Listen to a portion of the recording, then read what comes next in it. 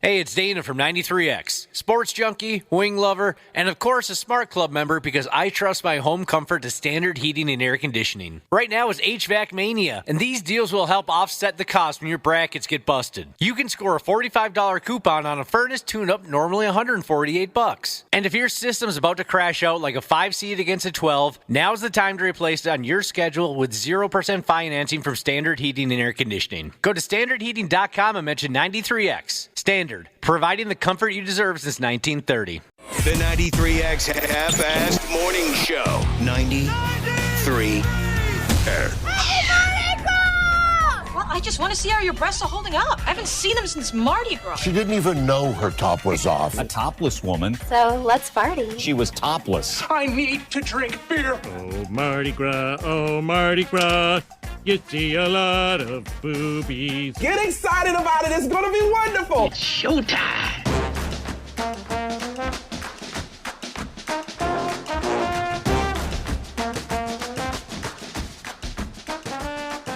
I'd like to play the tuba. You know, I wonder if I could play. I am a recovering baritone player from grade school. Boy, and that thing... Saxophone player. I played saxophone a little bit, one note. Right. That thing sucked lugging to and from school. I bet. Oh, I hated that. I don't even know how I got picked to play that thing. That wasn't the cool instrument. Oh, God, no.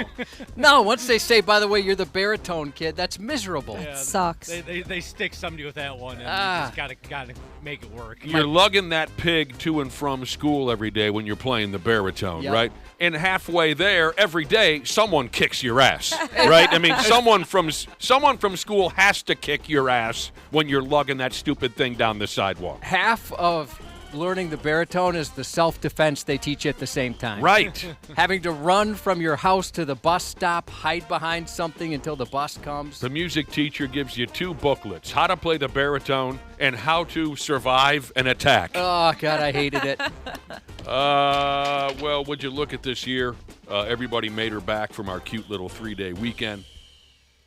Spirits are high, and we're just splitting the seams. We're so excited for the Tuesday edition of the 93X Half-Assed Morning Show. Mardi Gras. We pumped a little Mardi Gras jibber-jabber your way with our show intro. We've hit that mark again. Yeah, if I was going to be in one of those walking down Bourbon Street groups, marching bands, I'd want to be the guy on the tuba. There's something about just that.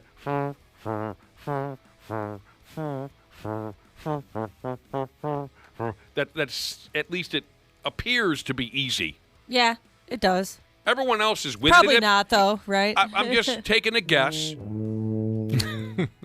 It appears to be the easy, heavy instrument to carry around. I wouldn't want to be like Josh in grade school carrying around the tuba, but as a grown adult, if I'm going to play in one of those Bourbon Street acts, I think I'd prefer the tuba because you're pumping out one note for everyone else's dozen, right?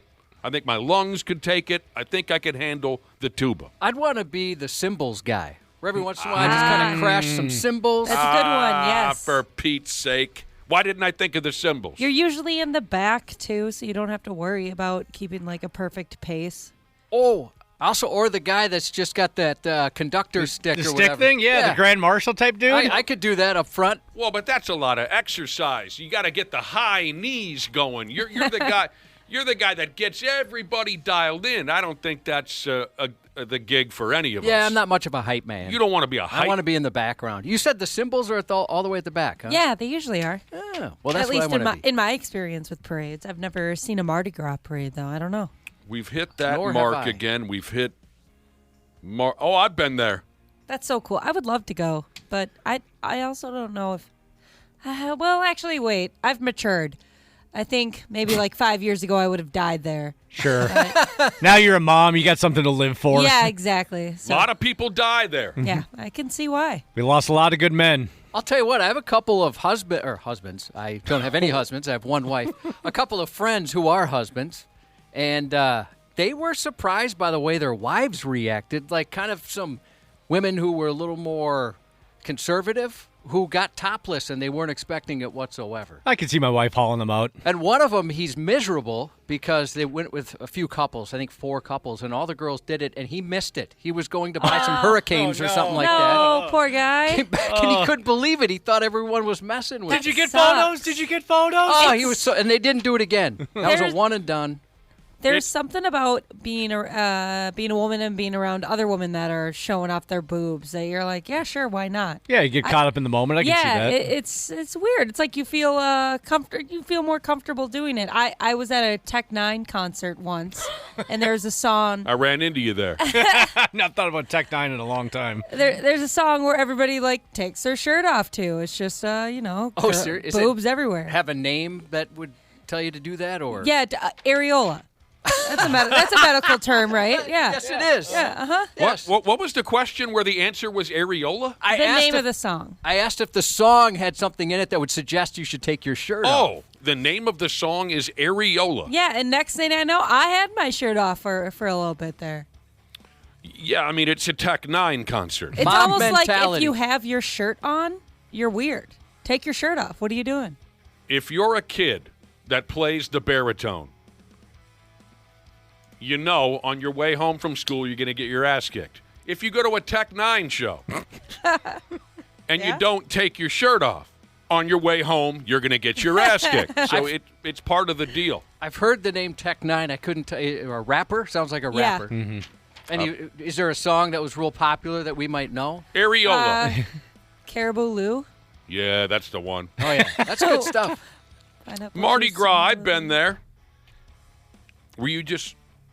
Yeah. Hang on a second. The term is, were you just spitting lyrics? Yeah. Well, what do it did you again. say? I got it now. The pressure's on. 150. Well, okay, I got it. Boo, make them all numb. Make baby girl come out of her shell. No, see, it's COME. Yeah. Yes. I wasn't worried. Oh, yeah. All right, Look Tech at these. Nine, sure. Ooh, areola. Ooh, areola. Ooh, areola. That shirt came off and showed a ooh, areola. I want to take my shirt off. It's more like, ooh, areola. If you're between 18 and 35 years old, you got to get in there. You got to try the real deal Mardi Gras in New Orleans, Louisiana proper. So you said a minute ago, Time. if and you're older than 35, you'll wish you were dead. The only way someone older than 35 enjoys themselves at Mardi Gras, I think, is if they have a urine and vomit fetish. Yeah, I hear a lot about that.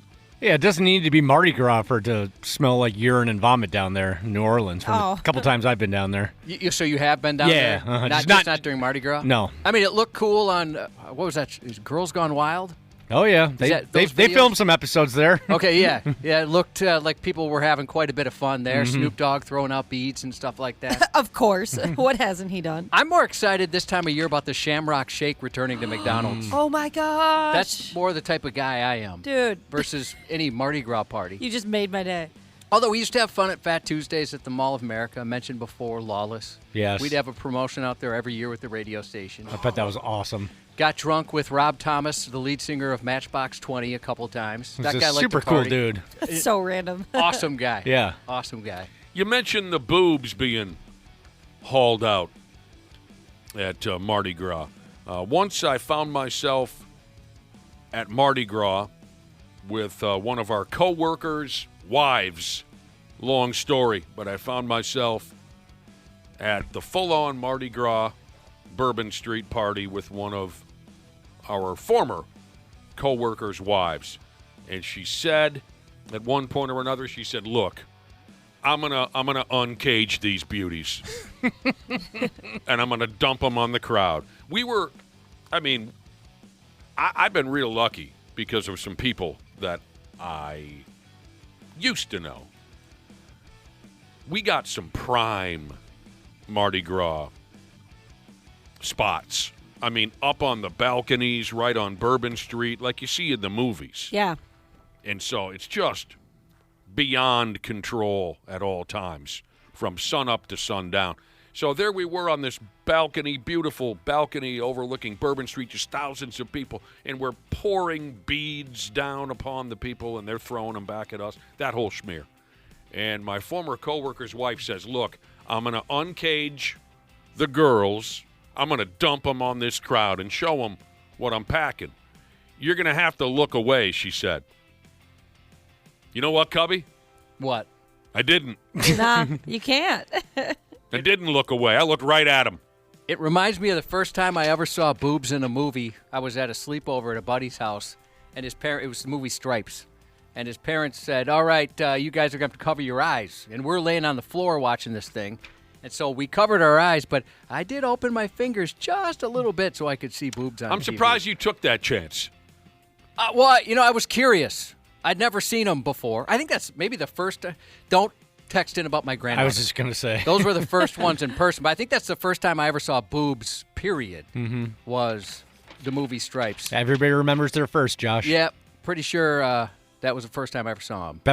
Beverly D'Angelo on Vacation for me. Oh, that's one of the best. Mm-hmm. I'm surprised, Josh, with your deep, dark Catholic upbringing, constantly being aware that God is watching you. I'm surprised you peeked between your fingers at those wall hangers. It was an internal struggle. From the motion picture Stripes. Yeah, I definitely struggled.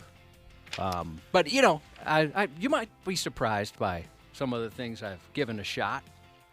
But the guilt is outrageous. Talk to me. Well, I don't really want to share some of them, perhaps, but What? I mean, nothing deviant or anything. I'd be surprised by what?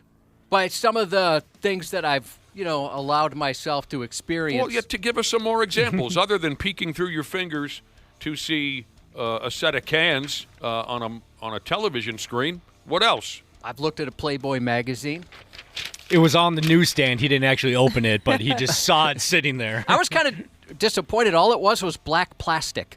And I thought, why are people so into Playboy magazine? That's right. They did used to put them in those plastic bags so you couldn't, rifle through them at the Barnes & Noble. Oh, man, I saw a Hustler, and I thought I was going to die. I bet. What was the other? Penthouse? Also thought I was going to die. I could picture a Hustler just killing your soul. Dude, I mean, it was like... I felt like I was in class and I was going to be a gynecologist. Like, why do we need that type of fun? Yeah, the Hustler, they got right up in there. Yeah, Hustler was the one that, disturbed me the most. Mm-hmm.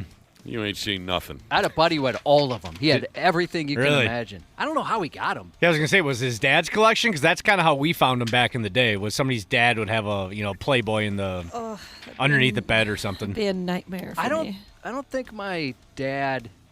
I know my dad didn't. I don't think my friend's dad did. I'm pretty sure he got it from he had an older sister who was absolutely drop-dead gorgeous. And it was perfect. She was a senior when we were in 8th grade. They had a pool. All of her friends would come over for bikinis and stuff. She dated cool guys. That's a dream right there. So I think his sister's boyfriends would buy him. Provide. For him. Yep, stuff like that. Hustler, Penthouse, kid stuff.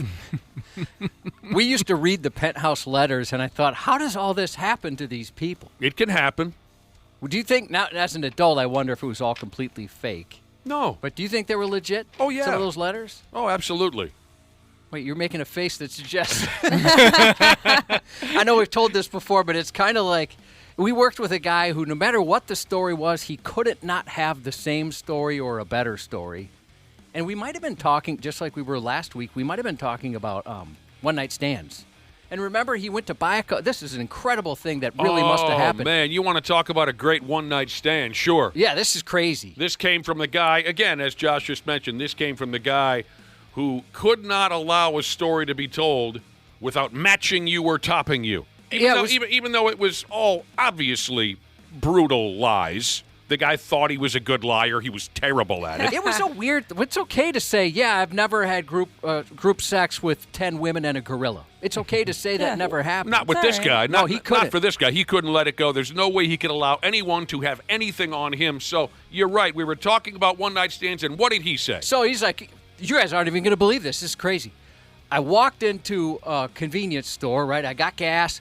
I went in. I got some beef jerky. I got a Gatorade. I came out. This girl said she wanted to have sex with me, so I had sex with her right on the hood of my car, right there in the middle of the day at the gas station. At the gas station. I don't know why you wouldn't believe that. That's obviously very true. Happens to me a couple times a week, actually. Yeah. And then this happened. This was a good one, too. And Ooh, I apologize for longtime listeners. I know you've heard this. But this was a good one. Remember, Nick, when we were talking about whether or not you've gotten any action in a movie theater? No, I don't remember this one. You might remember this part. Somebody said something about, I got a BJ in a movie, right? Right in a movie theater. Theater, yeah. And he's like, oh, yeah, that might have happened to me. I might have got one. And we thought, you don't remember that? If that happened, I'd remember the barometric pressure that day. I would remember everything that happened every single minute of that day. I've had so much squish, I don't even remember if it happened. Yeah, you're right, Josh. I remember all the hand stuff that happened at the Carmike Theater in Apple Valley in middle school and high school. I remember just the boys You must have I been kissed. exhausted. You must have been absolutely exhausted. What's that? I remember just the boys I kissed in the movie theater. Like Kissed. Who doesn't remember that kind of stuff? Well, liars. He's making that up. Right. He just could not What be a left dork. out. When you're making it up, there's nothing to remember. Go ahead, Ashley. Before you hit 35, try that Mardi Gras. All right. Yeah, give it Try a to shot. get it done. I should have gone this year. My husband turns 30 this year, so it would have been a good excuse to be like, yeah, you got this whole thing coming up. Guess what honorary uncle and wife, my wife, would want to watch your kid? Oh, yeah? Yeah, we'll take him. Okay, perfect. Guess which friend would like some pictures from Mardi Gras? He doesn't sleep great yet, Josh, but I'm sure you guys will be all Josh right. doesn't Nor do sleep I. either. Oh, He can watch all your Netflix shows with you. We don't have Netflix anymore. We'll have to find a different streaming service. you'll sleep well at Mardi Gras. You will, because you'll be so drunk, it's impossible to wake up. Almost impossible to wake up. That sounds so nice. Me and a pal went down there once and partied our nuts off till about 4:30 in the morning. We were still pretty young. And we figured, we'll get 4 or 5 hours of sleep, get right back at it. Woke up at 1:30 the next day. So we went out, felt a little shame. My God, we slept till 1:30. What a waste. We're down here at Mardi Gras. Why the hell did we sleep? But we were so loaded, our bodies just wouldn't allow us to awaken. So we went out again, did it all over again till about 3:30, 4 in the morning. And we told each other before we hit the sack in the hotel, let's not do that. Hey, set an alarm for about 9:30 so we can get right back up. That day, slept till 1:30 again. You will sleep at Mardi Gras because you'll be so wildly intoxicated, you'll be just teetering on death, teetering right at the point of. And if you go, get back to us. Okay, I will. Local sports writing legend Patrick Royce of the Star Tribune has a great story from back in the 70s. He's long time sober now, but he had a prolific drinking career back in his day. And he was covering a Vikings-Saints game in New Orleans, went out on Bourbon Street after the game, filed his story, went out drinking, got out of hand, stumbles back to the hotel, and he picks up the phone to call for a wake-up call. And he goes, I need a wake-up call at 9 a.m.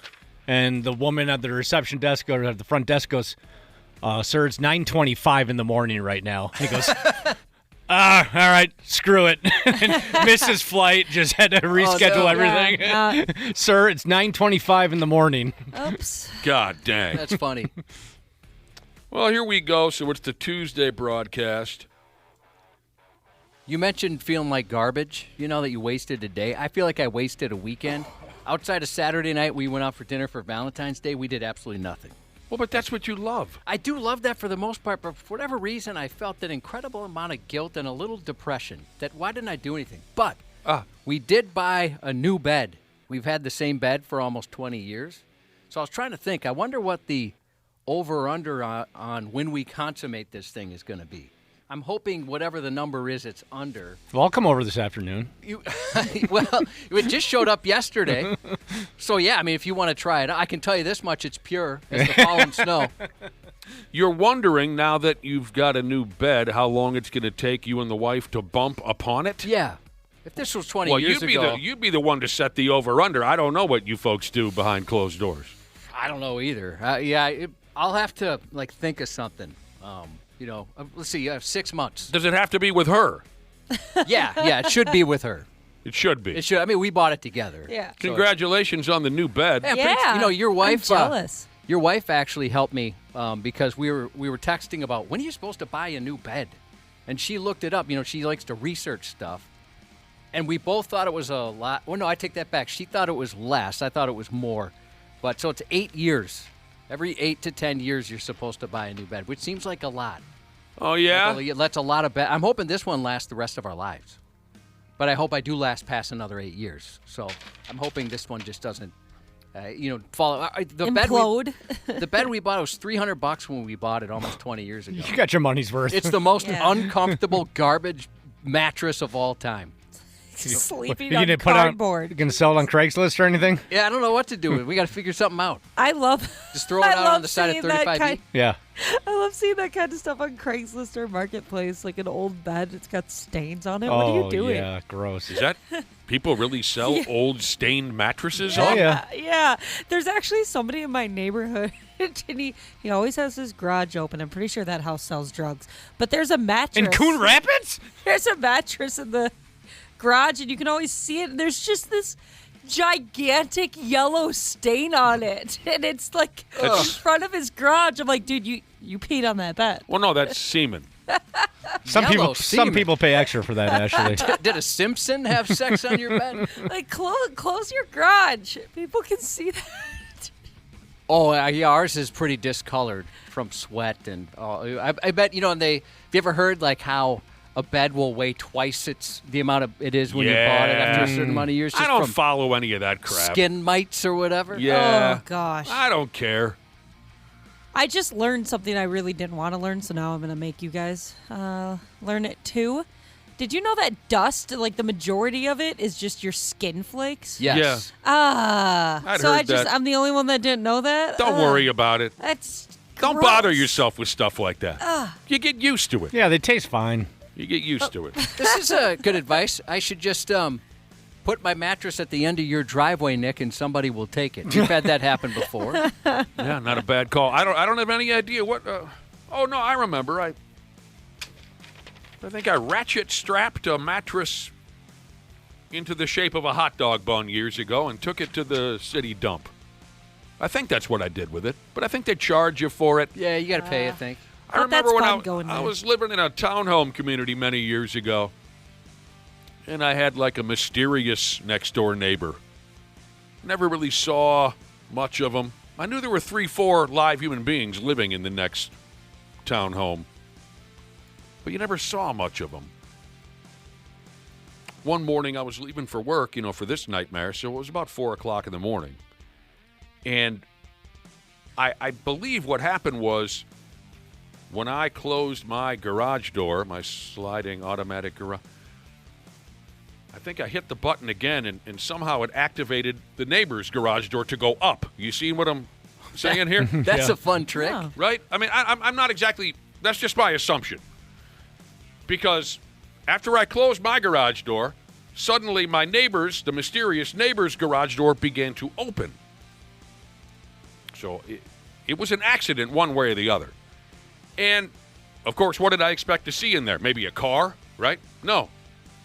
When the garage door opened, there was nothing in the garage aside from a giant king-size mattress and some jabroni laid on his back in the middle of it. Oh, that's serial killer stuff. What? Yeah. And it was cold outside, and now my headlights are blaring into the... And I saw him kind of pick his head up. He's just in a pair of boxers. He kind of picks his head up and looks around like, what happened? What? And he gets up in his drawers. I kind of waved at him. He didn't wave back. I mean, I felt completely strange. Like I said, I don't exactly know how this happened. And he punched the button on the wall, and the sumbitch gave it. But there he was, just spread eagle. It's a big old mattress in the middle of the garage. Just... That's weird. insane. You live next to a crazy person. Well, I think that was the only available space to sleep, right? Because there were 3, not the biggest place in the world. The other bedrooms were taken. There's got to be a couch or something. Yeah. I can't park in the garage. My roommate's sleeping in there. I've passed out in some weird places, but I think I'd be able to find something better than the garage.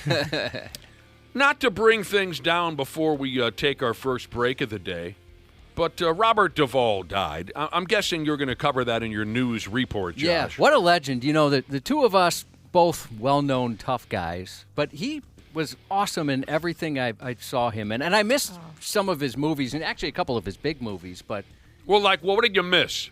Well, I don't want to say because I don't want people to give me Well, you've crap. never seen Apocalypse Now. I've seen we actually watched that in class. Oh, wow, really? Yeah, we watched that in school. Okay, you've never seen I mean, a real The big Godfather. one. Right. I've never seen any of those movies. There you go, yeah. I mean, you've seen enough of them. I've seen certainly parts, the ones Yeah. people talk about. I've never watched any Godfather movie from start to finish, but I pretty much know the first two because I've seen it on and off my television since I was a 10-year-old. Oh, good. So, I was scared if I was even going to bring that up. I thought I'd get all kinds of hell. I know all the Robert Duvall scenes from the Godfather Yeah, series. certainly seen them, whether Yeah. it's like reviews or just it happened to be on the TV or something, but never sat down and watched them on purpose for no real Too reason. bad. I loved him.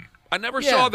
saw Tender Mercies. That was one where he received wide critical acclaim. That was early 80s. I want to say 83, Tender Mercies. He plays a worn-out country music singer I who's think got he won an Oscar for that. problem with the bottle. That sounds right.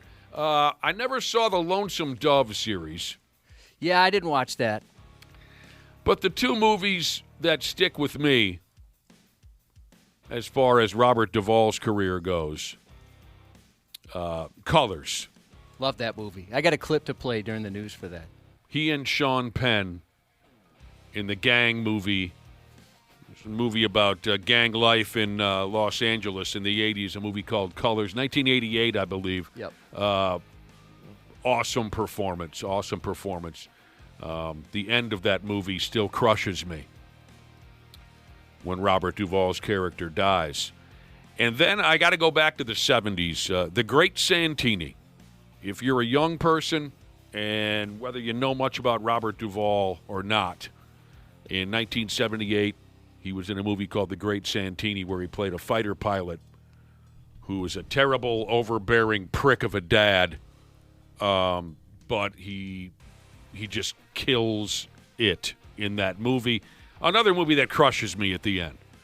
So those would be the two big ones for me. I mean, and you know, bit parts that he's played for decades and decades. 95 years old. What a great run. What a great talent, Robert Duvall. I'm sure you're going to cover it in your news, but I didn't want to go too far without mentioning it this morning. Jesse Jackson also passed away. What? At 85, or 84 years old. Oh, my damn. So that was just announced real early this morning. That is fitting, isn't it? Because my wife was just saying to me last night, she said, you know, there's going to be a third. There was James Vanderbeek last week, Robert Duvall, and my wife says to me, you know there's going to be a third. It always happens in threes. It does. And that would be Jesse Jackson. I had no idea. Well, for Pete's Yeah, I sake. didn't see it until I came in this morning. It must have been announced early this morning because I was checking everything before bed last night. Mm-hmm. Oh, damn. Dang. Well, again, I didn't mean to bring the program down. We were having a lot of fun. I just thought, out of respect, we needed to mention Robert Duvall, and now learning about Jesse Jackson, same thing. Didn't want to go too far without paying respects to those gentlemen. We ought to get going again. We got Randy Shaver will swing by around 7:30. By God, the Olympics are still happening, and plenty of that to cover. But our next move will be the Stupid News Report. We'll be back in a few minutes. Half-assed Morning Show. 93X. Hey, it's Dana from 93X. Sports junkie, wing lover, and of course a Smart Club member because I trust my home comfort to standard heating and air conditioning. Right now is HVAC Mania, and these deals will help offset the cost when your brackets get busted. You can score a $45 coupon on a furnace tune-up, normally $148. And if your system's about to crash out like a 5-seed against a 12, now's the time to replace it on your schedule with 0% financing from Standard Heating and Air Conditioning. Go to standardheating.com and mention 93X. Standard, providing the comfort you deserve since 1930. Years of hard work, and now you've got pain in your back, your shoulders, your knees, maybe your joints. You need help. Randy Shaver here with the answer. Dave Bialke. He's got over 30 years experience in getting workers' compensation benefits for people just like you. Don't suffer. Call Bialke Law today, 763-571-2410, or go to bialkelaw.com. That's BIALKE law.com. And it spells relief for you. What would you do if your online store converted 30 36% more shoppers. You could take 36% more vacation. Another pina colada? Yes, please. Open a new retail location with 36% more square feet. Fantastic. Hire 36% more help. You're hired and you're hired. Shopify has the world's best converting checkout, up to 36% better than other e-commerce platforms. What you do with those extra sales is up to you. Switch to Shopify today at shopify.com/listen and get a $1 trial. Shopify.com/listen. Stupid news on the Half-Assed Morning Show.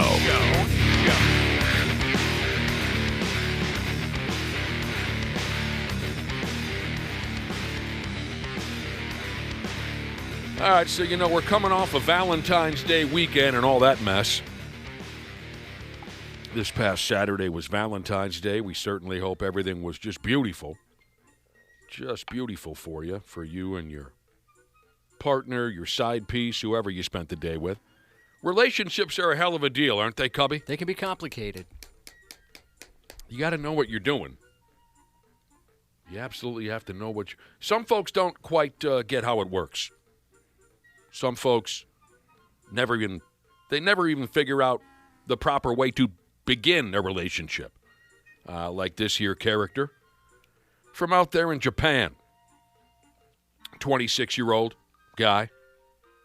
He doesn't get it. He obviously is in love with a lady. And it sounds like he knows the lady personally already. And she knows him. But he couldn't figure out a way to tell her how he feels. That's where he got stuck. For most of us, in that situation, the logical step would be to go ahead and ask that person out on a date, right? Or a D-pick, one of the two. You're going to start there. Yeah. Go big or go home. In school, you would just say, hey, Dana, can you go ask so-and-so if they like me? I hated that. I loved that back in the day. I also loved, too, when people would get broken up via note that was handed to them by the friend. It'd say, hey, so-and-so doesn't want to go out with you anymore. And it was just a note. It's so ridiculous. There was a designated friend in high school. He loved it. Did he? He loved, our old boss, not the current one, loved firing people. He was just that type. He loved it. Loved yelling at people, loved firing people. Sounds like a great guy. He was yeah, one of the best. This particular friend in school just loved it for whatever. He loved drama. Mm-hmm. So he loved to be the person, the go-between, whether it's, hey, do you like me, guy? Or, yeah, it's just not working out between you and him. He knew his role. And he loved that role. Most favorite role a guy could ever have, in his opinion. So here's this Japanese guy. He's in love. Doesn't know how to go about it. Most of us would probably ask that person out on a date. See where things go. Here's what our dude decided to do. The lady he's in love with now, he upped and abducted her pet parakeets. Oh. And then he told her that if she doesn't agree to go out with him, he's going to murder those pet parakeets. Not a strong start. Yeah, that's not a lasting relationship plan. Nope. Now, this story was very, very poorly written. It gives no information on the specifics of the parakeet abduction itself. Did he break into this gal's apartment? I don't know. I'd love to give you those details, but there are none. From what I could understand, this stupid idiot contacted the woman that he loves in the middle of the night and told her that he has her 4 pet parakeets. She's got 4. Is that a red flag to you, Ashley? Wow. Maybe this guy dodged a bullet. He told her, I have your 4 pet parakeets, and I am prepared to kill each and every one of them dead if she doesn't go out with him so they can fall in love and stay together forever and ever and ever. I would be so afraid to, I don't know, agree to that kind of situation because I would think that this type of person would then kidnap me. Like, all right, well, you're here, so now you're mine, too, just like these birds. Ha, ha, ha, ha, ha. Really, Ashley? He seems pretty well adjusted to me. He seems emotionally stable. Yeah, he seems like he's got everything figured out. Why don't you go get a beer with him? That's a safe assumption, Ashley. That's smart on your part, If he's going to abduct Because for... where's he going from there? You know what I mean? Like you were Killing saying, you. That's like where he's going, Like yeah. Josh was saying, that's not a lasting relationship, but he obviously has issues with you not being with him, so... Yes. I think we all are in agreement. If he is the kind of guy to abduct your pets and threaten them, he might be a risk to you as well. Yeah, you're going to end up in a box. I mean, is this something where he's so focused on the end, he's not considering the means, where maybe he realizes, oh, there's probably a million better ways to do this. This guy realizes... You'd hope. He realizes nothing, Josh. You don't think so? He realizes there's nothing. no come to Jesus moment at the end of this? No, he's totally insane. I mean, imagine if they got together like, my God, I kidnapped your parakeets. Can you believe that? That was insane. Right. It's in their wedding vows. Yeah, what was I thinking? Right, that's their origin story. Mom, Dad, how'd you meet? So when the poor gal got this message in the middle of the night that her parakeets had been abducted, she called the Japanese police, and the cops were able to find this idiot and baton him over the head before he harmed any of the adorable little parakeets. I do love that Ashley's first thought was, maybe this chick's a little goofy. She's got 4 parakeets. 1 or 2, acceptable. 4? 4. That's a lot. That is a lot. Everybody's got to have a code, and Ashley's is about parakeets. Yep. You like birds, do you? Any of you? I'm starting to, just because my husband really likes them. I would not want to own one. Oh, I think it'd be fun. I've got a friend who had one, and he was pretty miserable about it. I know it's a lot of work. It just rains feces in your home 24 hours a day. It's a lot of noise. I'd like to try it at one point in my life. I can always just open a window, right, if I get tired of it. Sure. Yeah, I think. They know what to do. You want to hear more about birds? Here's a bird for you. He goes by the name of Sonny. He's a 33-year-old cockatiel. From, he's not from anywhere. He's a bird. He lives with a family in Northbrook, Illinois. And Sonny, the 33-year-old cockatiel, has been officially recognized by the Guinness World Records people as the oldest living bird of his species. Yeah. Wow. He celebrated his 33rd birthday just about a month ago. The owner bought him when he was just a little chickadee chick in 1993. He's a musical bird, Josh. That's so sweet. That is sweet. He knows how to whistle some songs. One from, I remember the title, but I couldn't tell you much about it. He can whistle all the songs from the motion picture Bridge Over the River Kwai. Oh, is that right? That's right. He loves those movies. He can also whistle the theme to the Andy Griffith program. Oh, that's a good one to whistle. He remains, after all these years, paper trained. He knows to deuce on the newspaper.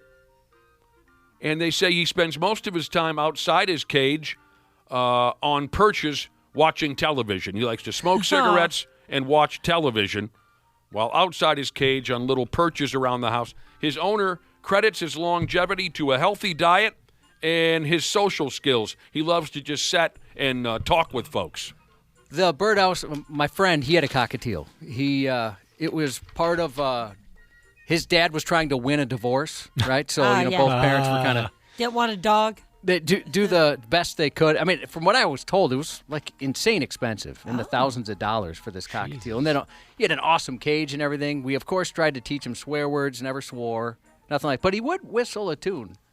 Thousands of dollars. Nice try, Dad, but have you ever heard of Nintendo? Well, we were too old at that point. Oh, okay. This was in high... Well, I guess, what am I saying? People play video games at all ages. So strike that from the record, what I just said. So Ashley thinks if you have 4 parakeets, you must be nuts. You've got 4 dogs, don't you? 3. And yeah, it is nuts. And a cat, too. I was just talking you've to got somebody 4 the house other pets? day. I was just talking to somebody the other day that was telling me they were getting a 3rd dog, and I was like, do not do that. Well, I mean, I think if doing? you have 3 dogs and a cat, I think you also might have some issues. Yeah. My wife wants a third dog. I guess maybe it's a little different if like you go and it's just you. Like you went out and you got those 3 dogs and a cat all by yourself. At least mine is like a blended family. Like I have 2. You got the Brady Bunch. Yeah, that'd be kind of crazy if I was living alone and I had 2 dogs and I was like, you know what I need? A third. That's a good point. Well, how about this And a guy? cat. Red-headed, metal-bending Jesus. He says, if Ashley's judging everybody in town, I'll step up. And he says, I've got 5 ducks. Am I out of my mind? Okay, ducks are cool. You can have as many ducks as you. Ducks are so sweet. I can't judge that. I just find that awesome. Nick, you had 3 animals at one time, didn't you? Or did you even have 4? What was the highest amount you had? 2 dogs and a cat. Yeah, so 3. Okay. But as you know, I raised ducks as a child. I don't like to talk about that. Did you have 5? There were 3 ducks and a goose. 3 ducks and a goose. There was an episode of Modern Family that I Duck. just watched that reminded me of your duck story. Because they like go to release their ducks at a local golf course. Right. You don't like that story. No, it's sad. Yeah, my dad brought home 3 ducklings and a gosling for my brother and I when we were, I don't know, 10, and said, here you go. Raise these little peckerheads. And we did. Well, we didn't get to raise the goose. Fritz. We didn't get to raise Fritz to maturity because he dropped dead in our yard. Ah, poor Fritz. All he wanted to do was get in that Smurf kiddie pool that we had. That's all he lived for. The ducks and Fritz the goose, they loved the Smurf kiddie pool. They were buddies? Oh, yeah. They're just tiny little peckerheads. They didn't know who they were supposed to hate yet. They were just babies. And they'd just walk around the backyard together, beep, beep, beep, beep, beep, beep, beep, with little waddling asses and whatnot. And we'd fill up that kiddie pool, and then we'd go, hey, let's go, kiddie pool. And they'd come running. And you should have seen Fritz that day. He was like, by damn, it's hot out here, too. I can't wait to get in that kiddie pool. And his little orange little feet are rolling, and he's cruising across the yard, and then he dropped dead. Oh, no. Ashley, a buddy of mine had 5 hens and 1 rooster, and then one morning they found out they woke up to find out that they also must have had 1 coyote. Oh. Bet that was a bloodbath. Got into that. Yeah, he said it was pretty gross. Oh, no. That's awful. So 5 hens, 1 rooster, and 1 or more coyotes. Bad mix. Coyote was the only survivor. And then you got to clean it up. Yeah, the coyote's not going to come back and clean it up, that- actually. They that's did a what pretty good job sucks. cleaning a lot of it up. But yeah, there was some hopefully carnage it's- left. Hopefully if something attacks your chickens, it's something like that, not like a raccoon. Why, do they just murder them and not eat Yeah, them? I actually just read a book about this. Yeah, they'll they rip their heads off, but they just don't eat the whole entire situation. So yeah, you have to pick up dead carcasses. We're all in agreement. Human beings, raccoons, and coyotes. Chickens are delicious. Yeah. They sure are. There's so many ways to prepare them, too. Chaos Coordinator Jesus wants to know your thoughts, Ashley. 2 dogs, 1 cat, 34 chickens, 9 roosters, 5 goats. Holy cow. You're insane if they're all in the house. Yeah. Other than that, you're fine. That's crazy. All right. You want to talk about an intimidating, frightening criminal? One that you absolutely don't want to mess with. It's this effing guy. Right here. A beehive thief. Sends a chill up your spine, doesn't it? Yeah, it does. We got a beehive thief right here that's been apprehended. I tell you what, when that beehive thief walks out onto the prison yard, Cubby, even the most hardened inmates back up and give that sumbitch all the space that he needs. Yeah, because it's weird. Step aside, they say. A 47-year-old mega dork got himself arrested in Sacramento, California for stealing friggin' stupid beehives all over all over town. Okay, Woody the Pooh. Where was that? Was that Amazon or where were we? Where did we find out you can buy everything you need, including Fleet Farm. Fleet Farm. Of course, it's Fleet Farm. What about Fleet Farm? Remember we were talking about this? You can buy beehives and everything you need to have your own apiary. Yeah. At Fleet Farm. I just swung by Fleet Farm a couple days ago. I Yeah. forgot to look at the apiary aisle. I bet that's an online thing only. Oh. I don't think we get that lucky where we could turn past those giant bags of the candy peanuts or whatever those are. Circus peanuts. The circus peanuts, and make it back and see a whole bunch of honeybees there. All right, so we got a beehive thief. The story says here these beehives are worth somewheres in the high tens of thousands of dollars. Oh, wow. Yeah, they were a lot cheaper on the Fleet Farm website. You know how you know that you're a cool criminal? When you get arrested by the agriculture police. Is that something or what? Yeah. When you get arrested by the agriculture police, that's how you know you're a cool criminal. They're one step above the fish police, I believe. I wonder, busted. I wonder how, what an actual, every day, what is it like for the agricultural police? How much action are they seeing? I just want to know, do the agriculture police wear overalls? If they don't, that'd be disappointing. Yeah. You can put a badge on that strap. They must get so much ass. That's who, and the beekeepers, too. Whenever I see a grown man in a beekeeper outfit, Dana, the first thing I think is, that guy likes to bump. Yeah, that guy F's. If you guys want wasps, I can help you. We get so many wasp nests at my house. One of them is bigger than my house. We just had to get rid of it. So this beehive thief got arrested by the agriculture police. Because of my dislike of puns, I hate to even admit this, but the agriculture police did set up a sting operation. They nailed it. If that wasn't in there, it'd be disappointing. Sure, you can see it coming, but you got to have it in there.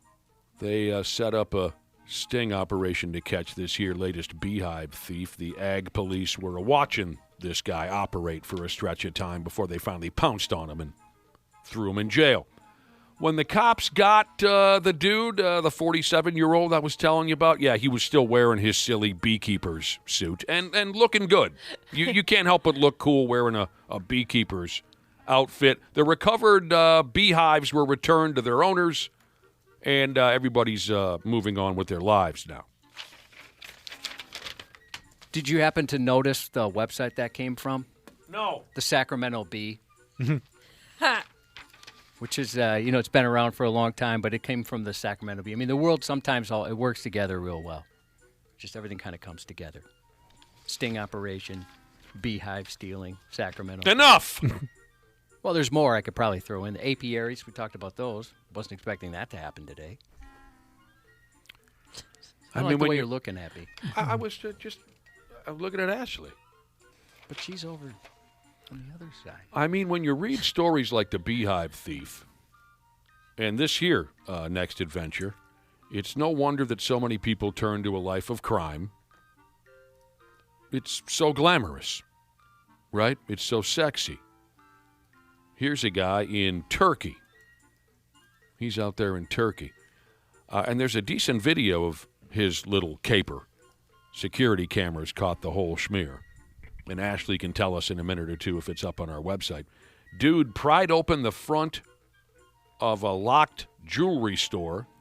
He pried open the front gate of a locked jewelry store using a forklift. It's pretty cool.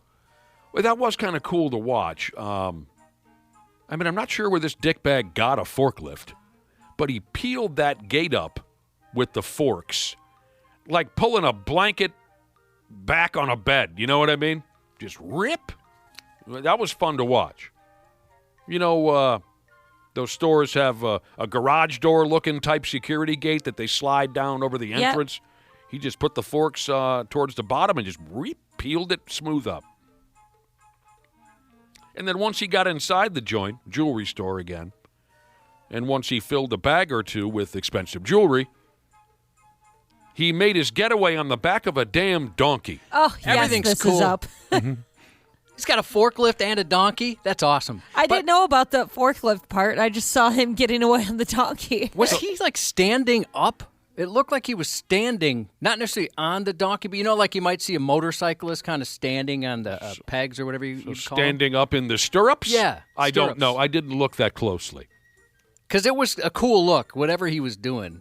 Somehow he made that even cooler than it already sounded. Yeah, again, no wonder so many people turn to a life of crime. It's so exciting. You rob a jewelry store, and you make your getaway on a donkey. I don't think those are very fast. No, they're not. He turns to his getaway donkey, and the video is fun to watch. Watching him slowly bouncing through town on his getaway donkey. It is quite adorable. It's pretty funny. Once the local cops saw what dude and his donkey had done to the jewelry store, they kicked in a search to find them. It didn't take long. Dude and donkey were found pretty quickly. All the stolen jewelry was found buried. Summers. I guess the dude thought he could bury the goods and come back and grab it at a later date. He got pinched before he had the chance. The donkey was turned into a neighborhood petting zoo. Now goes under the name Cupcake. Now, the story here mentions some other animal-related crime happening around the world. Of course, they bring up monkeys right away. You're well aware, I'm sure, of the monkey uprising. Well, they're coming for us. So if there's going to be a story about animal-related crime, you knew the monkeys would show up pert near right away. And you're on their side. You're documented as saying. No. Oh, I thought you said you're on the monkey side. I am, yeah. Oh, Ashley is. When the monkey-human war begins, Ashley has said she will take up with the monkeys. Yes, I will work for them. Josh, I think what confused you is I will fight tooth and nail to the death with human beings, alongside my fellow human beings, against the monkeys. But what I've said many times is I totally understand why the monkeys want this war, and I totally understand where they're coming from. They've watched us ruin everything, and they feel like they can do a better job. So although I will fight to my last breath, while the trooper from Iron Maiden plays in the background, I will fight to my last breath with the humans against the monkeys. I am sympathetic to their cause. So that's your motivation to be on the monkey side, Ashley? You agree with their cause? Yeah, I 100% understand. Like, I don't want to be murdered by a monkey. We'll cut you some slack, Nick. We'll give you a chance at the end. Like, hey, everybody else is dead. You're Would assuming you now like to join us? You're assuming that you and your monkey pals are going to win. Yes. Oh, I'd take the monkeys for sure. They've got no chance. Do the monkeys have access to weapons? No. Yeah, they're dead. They're just going to spread HIV and gonorrhea and whatever else they got going on onto everybody else and hope for the worst. It's the only reason I don't have sex with monkeys, Ashley. Smart. Sorry, you lose that one. Yeah, Josh always uses a condom with monkeys. If they don't have access to drones or anything like that, monkey's gone. So, sounds like a monkey went on a 3-day crime spree in Brazil, breaking into people's houses, swinging a knife around. The monkey threatened to cut some folks up. It bit some people. It stole a pot of coffee. Oh, no. Oh, no. You know when they realized the coffee was gone, they're like, oh, gosh, here comes trouble. He's going to be all amped up on caffeine. Yeah, overly caffeinated monkeys is a bad recipe. Oh, gosh, that's so good. Just to be a dick, this monkey also cut the power at a couple houses. I don't know how it knew how to close the power off in someone's home. Maybe its original owner was an electrician. But Picturing this like a movie. Yeah, if he's like a general in the monkey army, he could train people. I mean, if these monkeys have knives, that's a little bit different. Dude, this is a horror movie.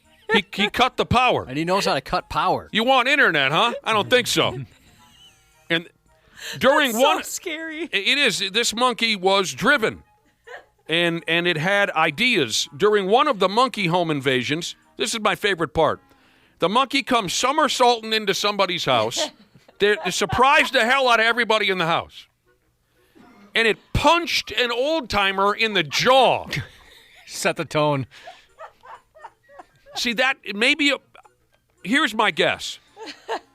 Monkeys in the monkey world, the elders are the leaders, right? Yeah. And so the monkey might assume that's how we do it. That's how we humans do it, too. So the first thing it did when it got into this house, it spotted the oldest person in the room, an old man, and punched him in the mouth. Imagine living to be 92 just to get punched in the face by a monkey. An angry monkey. I think about that when you hear like a really old person who something terrible happens to them. Like they survived 3 tours overseas and then they get hit by a bus or something. It just doesn't seem right. Yeah. Mm-hmm. At the same house, the monkey didn't like the fact that this family had a bird in a cage. The monkey didn't think that was right. So he smashed the cage onto the floor and freed the bird from the cage. And now the two of them are a team. And they left the house together. Yes. The monkey and the bird. So the monkey's not only looking out for his own, but other animals. It freed a bird from a cage. The both of them take off. That's smart. That's kind of the vibe of what happened in, I think it's called Mufasa. It's a Lion King movie. They have like a bird so it flies ahead. I'm sorry, you said Musafa and then I lost you. Mufasa. It's like a Lion King movie. A Lion King movie. Yeah, Okay. so the bird will fly ahead of this monkey and will alert the monkey of what's coming, Okay. what's to be expected. So they do have drones because we all know birds aren't real. Right. Yep. They're drones. Well, so these Exactly. monkeys have other animals working with them. They can carry knives. They know to cut the power. Boy, Ashley. Advanced. You guys have quite a strategy going. Uh-huh, and we're caffeinated. Yeah, Crocs with Socks Jesus actually thinks overly caffeinated monkey would be a good band name. I agree. Yeah, yeah. Like it. You see that up in the marquee, you're intrigued. OCM. All right. So again, the monkey and the bird leave the house. And just when the family thought the nightmare was all over, the monkey comes back into the house and punched that old-timer one more time, and then he was gone forever. Somebody said the monkey's getting air support. So great. I love these stories. I wish we could do a monkey story every single day. And you know what? Here's the thing. We're talking about whose side are we going to be on, how we think it's going to end. There is no radio show on planet Earth that is covering the monkey-human conflict with as much detail as this one.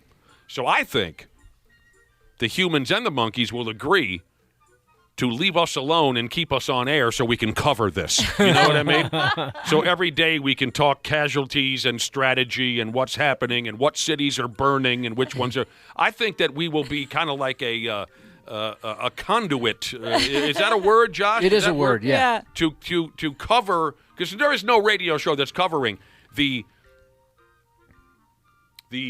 early days of the monkey-human conflict the way we are. Nick's talking about the death toll, and I'm just laughing over here. Don't laugh when yeah, we... go please. monkeys! I think we've represented everybody, right? Everybody's having fair representation. I think you're right. So yeah, we could have the leaders of both groups on. They could they have a truce where they could come here peacefully and kind of get their messages out. The leaders. Here we have the human leader. I don't know who he would be. The Rock. Okay. Here's the leader of the human army, Dwayne Johnson. And also seated in studio this morning, Poco, the leader of the monkey army. Good morning, Poco. He's on a unicycle. He's got a backwards ball cap on. He's smoking a cigar. No, he's in army gear. Man. Well, no. You didn't let me finish. He's got a sleeve full of maps, right? Because he's mapping out where certain attacks. Of course he's wearing full camo. I'm picturing him jacked. Ashley, is he jacked?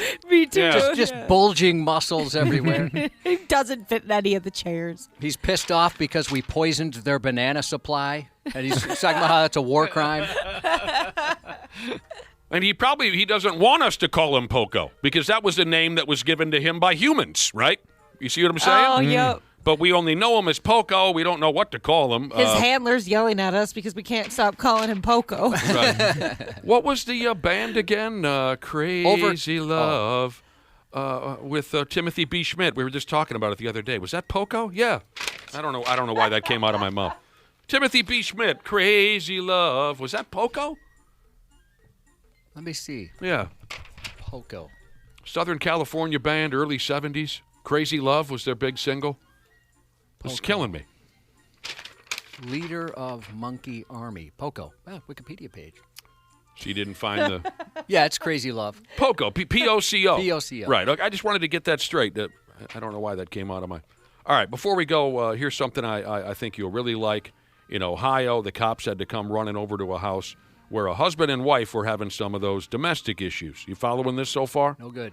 When the police got there, they saw that the wife had smashed the old man upside the head with some lasagna. Do you want to know why? Yes. According to the wife, she did that. She smashed her husband over the head with some lasagna because he was, quote, being a butthole. Yeah, well, I get it. Everyone's He probably doesn't been a deserve- butthole. It doesn't deserve lasagna.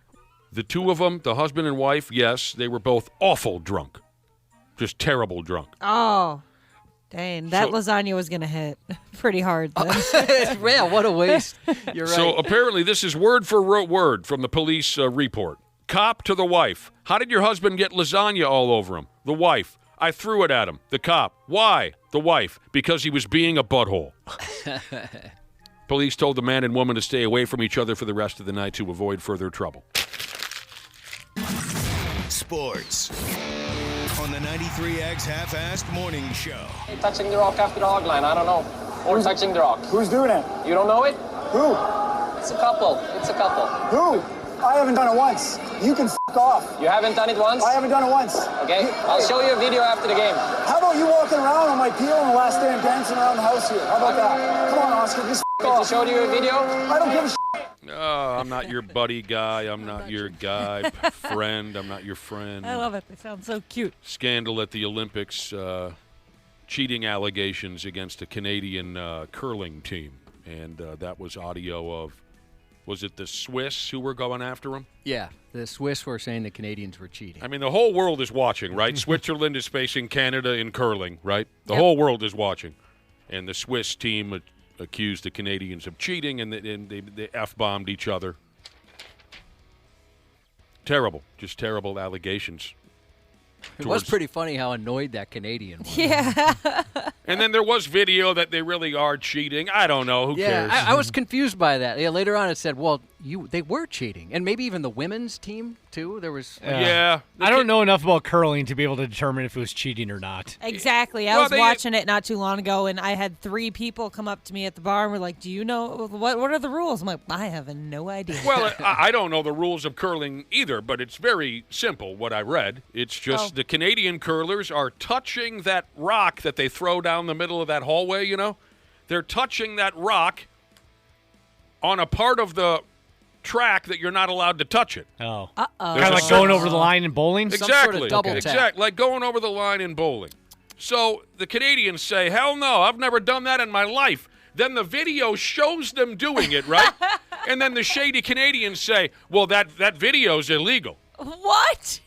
Don't they have somebody watching this to make sure that stuff doesn't happen, like a line judge? And who friggin' cares? Yeah, that's a good point. But it's fun that they had that. It's fun that they had that argument, a little cursing back and forth. I mean, who friggin' gives a pump what ends up happening with the curse? But I care. I'm dedicated. it is real simple. It's just a simple rule. You can't touch that rock beyond a certain point, and they were touching it.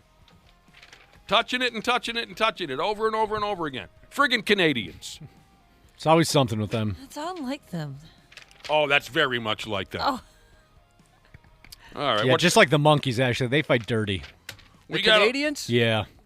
We can cover the Olympics when Randy Shaver joins us. I can tell you this much. More people here in the Twin Cities are watching the Winter Olympics than anywhere else. We got nothing else going on. I think Randy Shaver, yeah, he brought that up. He said we always says every Olympics, I should say. Yeah. Every Twin Winter Cities people love to watch the Winter Olympics. Golden Gopher Basketball Club has a game tonight at 9:30. Finally, before we go, we were talking in the Stupid News report. We had something or another about parakeets, keeping a parakeet as a pet. Here's a text from a listener who says, I dated a gal that had a parakeet. That friggin' thing would never shut up, but the parakeet was kind of cool. Josh has some more news for you coming up next. Half-Assed Morning Show.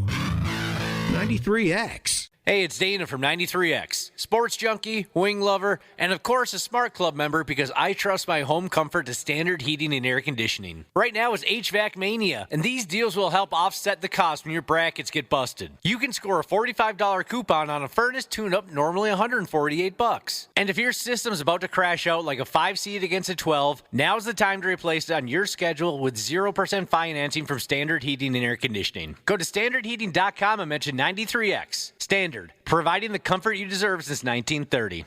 Years of hard work, and now you've got pain in your back, your shoulders, your knees, maybe your joints. You need help. Randy Shaver here with the answer. Dave Bialke. He's got over 30 years experience in getting workers' compensation benefits for people just like you. Don't suffer. Call Bialke Law today, 763-571-2410, or go to bialkelaw.com. That's BIALKE law.com. And it spells relief for you. This isn't your average podcast. This is one of the most, if not the most controversial podcasts. This is Full Send. Do you like party ever? I think Post Malone told me once he went to like one of your parties. What was the biggest after party you guys ever did? We had one with you guys. I know, that was lit. Unfiltered conversations. I'm not going to say any names, but We got Dr. Phil pulling up. Jake Paul's coming in today. Benjamin Netanyahu, he's about to walk into the podcast right now. I feel like he'd leave. Yeah, maybe. The Full Send podcast. This is so crazy. Follow and listen on your favorite platform.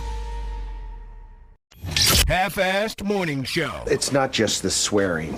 Did one of you fornicate? Fornicate? Look, I've boned a lot of chicks in my time, sure. But as far as I can recall, I've never fornicated anybody. 93X. Marlon Brando, you started to do a little impersonation there of Marlon. Yeah. What was that like? Well, we had some good times on, on The Godfather. Yeah. We actually had a mooning contest. A mooning contest. Yeah. Now, explain for us the competition. We both went for our pants, our belt. We dropped our drawers and mooned everybody. And some woman said, "Mr. Duvall, I'll love you behind, but all the on Brando." 95-year-old Robert Duvall, the Oscar-winning actor whose career spanned 7 decades, sadly died on Sunday. Born January 5th, 1931 in San Diego, he and his 2 brothers were raised in Annapolis, Maryland, near the Naval Academy, where his father worked. After deciding to pursue acting, he studied drama at a college in Illinois and then at New York's Neighborhood Playhouse, where his classmates included Dustin Hoffman, Gene Hackman, and James Caan. His first major film role came in 1962 when he played Boo Radley in To Kill a Mockingbird. In 1972, Robert starred as Tom Hagen in The Godfather, earning his first Oscar nomination for Best Supporting Actor. Your father would want to hear this. This is business, not personal. They shot my father. Even the shooting of your father was business, not personal, Sonny. He reprised that role in 1974 in The Godfather Part 2. He also collaborated with Francis Ford Coppola on the 1979 film Apocalypse Now, delivering the iconic line, "I love the smell of napalm in the morning." You smell that? Napalm, son. Nothing else in the world smells like that. I love the smell of napalm in the morning. That performance brought him his second Oscar nomination. Other popular films in his career included True Grit, Tomorrow, and Colors. Uncle Bob, I don't have any problem with you. Oh, no. You got problems with the whole world, and I'm in it. And I don't like it. Why don't you just chill out a little bit and figure out which side you're on? I would if I could. But you're just like them Pac-Man. Nothing but a gangster. Robert was also known for movies like Days of Thunder, Gone in 60 Seconds, Gods and Generals, and Jack Reacher. Again, Robert Duvall passes at the age of 95. Great talent. It always bothered me when his characters would die. You know what I mean? I think that's a sign of someone who's knocking it out of the park. When their character is eliminated, it takes something away from the movie. Yeah, one of the ultimate badasses. I mean, again, he makes it to 95 years old. So good. He was great in everything he did. But none of you have seen The Great Santini except for me, right? No, I'd never even heard of it until you brought it up. Outstanding. I am somebody. I may be poor, but I am somebody. The Reverend Jesse Jackson, a longtime civil rights leader, 2-time presidential candidate, and founder of the Rainbow Push Coalition, died this morning at the age of 84. Our father was a leader, not only to our family, but to the oppressed, the voiceless, and the overlooked around the world, the Jackson family said. No cause of death was mentioned, though Jackson had faced multiple health problems in recent years. In 2017, he revealed he'd been diagnosed with Parkinson's disease. Even as setbacks weakened his voice and mobility, he continued to advocate for civil rights. He first became involved in civil rights activism as a teenager. Though he never held elected office, he remained an influential political figure throughout his life. Jackson is survived by his wife of more than 60 years, Jacqueline, along with their children and grandchildren. Wow. I had no idea. Had a great sense of humor, too. Yeah, he was on, like, he'd go on all the talk shows, like late-night talk shows, too, and everything. Jesse Jackson. He was a funny character. He had a great sense of humor. A Florida man who neatly matched the description of a wanted defendant tried a bold but baffling bit of misdirection, telling police his name was George Costanza, an inept ruse which earned him an obstruction charge and presumably zero laughter from the cops. Officers confronted a man resembling a subject with an active warrant from a neighboring county, and thanks to prior less than forgettable interactions with law enforcement, they suspected the stranger was 30-year-old Josiah Darling. Darling, freshly familiar with trespassing charges, had also failed to appear for a January court hearing, inspiring a judge to order for his arrest.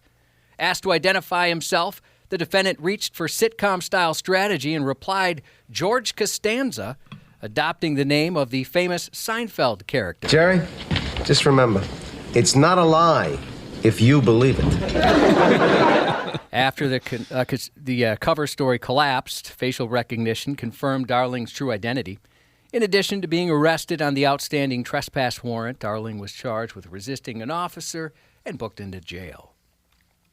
You liked that program, didn't you? The Seinfeld program? The first one I watched was the series finale. It was a promotion for the radio station, and I didn't get it. I didn't understand why people loved it so much. But seeing it in syndication, certainly. I enjoy that show.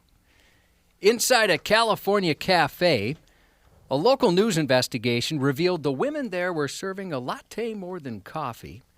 Undercover cameras captured female servers providing lap dances, offering private dances for cash, telling customers they could bring alcohol inside for a fee.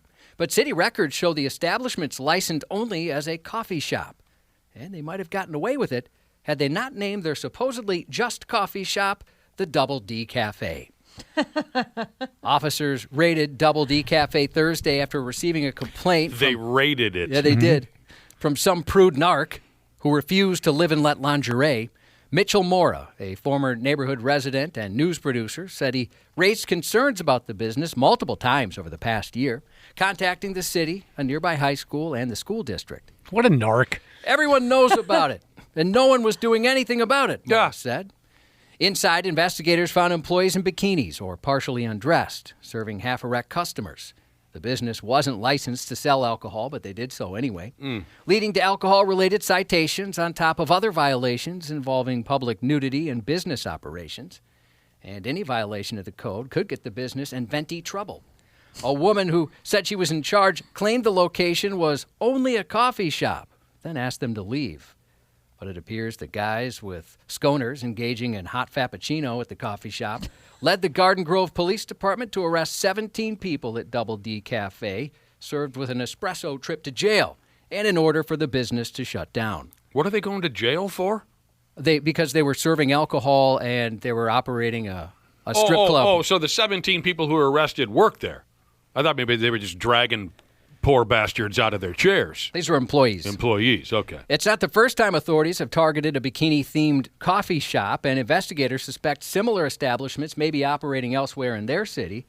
In fact, such cafes, which promote scantily clad staff as part of their business model, have prompted complaints and regulatory scrutiny in various communities nationwide. That sounds like a fun joint. Yeah, I'd hang out there. Yeah, for a while, people were loving it. Do we have any of those bikini cafes here? Not a clue. I don't think I don't think so. I feel like we would have heard about it if we did. I would think, I would imagine that'd be the case. Should we start one? I think that might get us in some trouble. Could be fun for a while, though. You guys watch Landman? Yes. Yes. And that's the first thing that came to my mind. Never saw it. A Sydney council has banned beachgoers from boarding a community bus while wearing bikinis, reigniting a decades-old debate over public decency in Australia. Please dress appropriately. Clothing must be worn over swimwear, reads a bus sign on a route through northern Sydney. The change follows passenger complaints, with many older commuters cheering the cover-up campaign. We're a bit old-fashioned. We probably like people to dress properly, especially if you're on public transport, one woman said. Another called swimwear-clad riders confronting, noting the bus is small and very contained. A guy chimed in as well. I think it's a little off-putting sometimes when you see people get on with virtually no clothes on, he said. Australia has a long history of controversy over beachwear. In the early 1960s, decades of tensions between female beachgoers and local authorities rose to the point of being dubbed the Bikini War by local media. Similar tit-for-tat boob battles began at Bondi Beach following the arrest of more than 50 women during a long weekend, October of 1961, when a 1935 ordinance demanding bathing suits meet strict measurements. So they were out there measuring them. That's crazy. I guess I always pictured Australia to be a looser vibe. Me too. I kind of thought like it was all topless, anything goes. Yeah. But they're trying to change that. The rule was abandoned shortly after in favor of requiring merely proper and adequate swimsuits. However, debate over appropriate beachwear continues.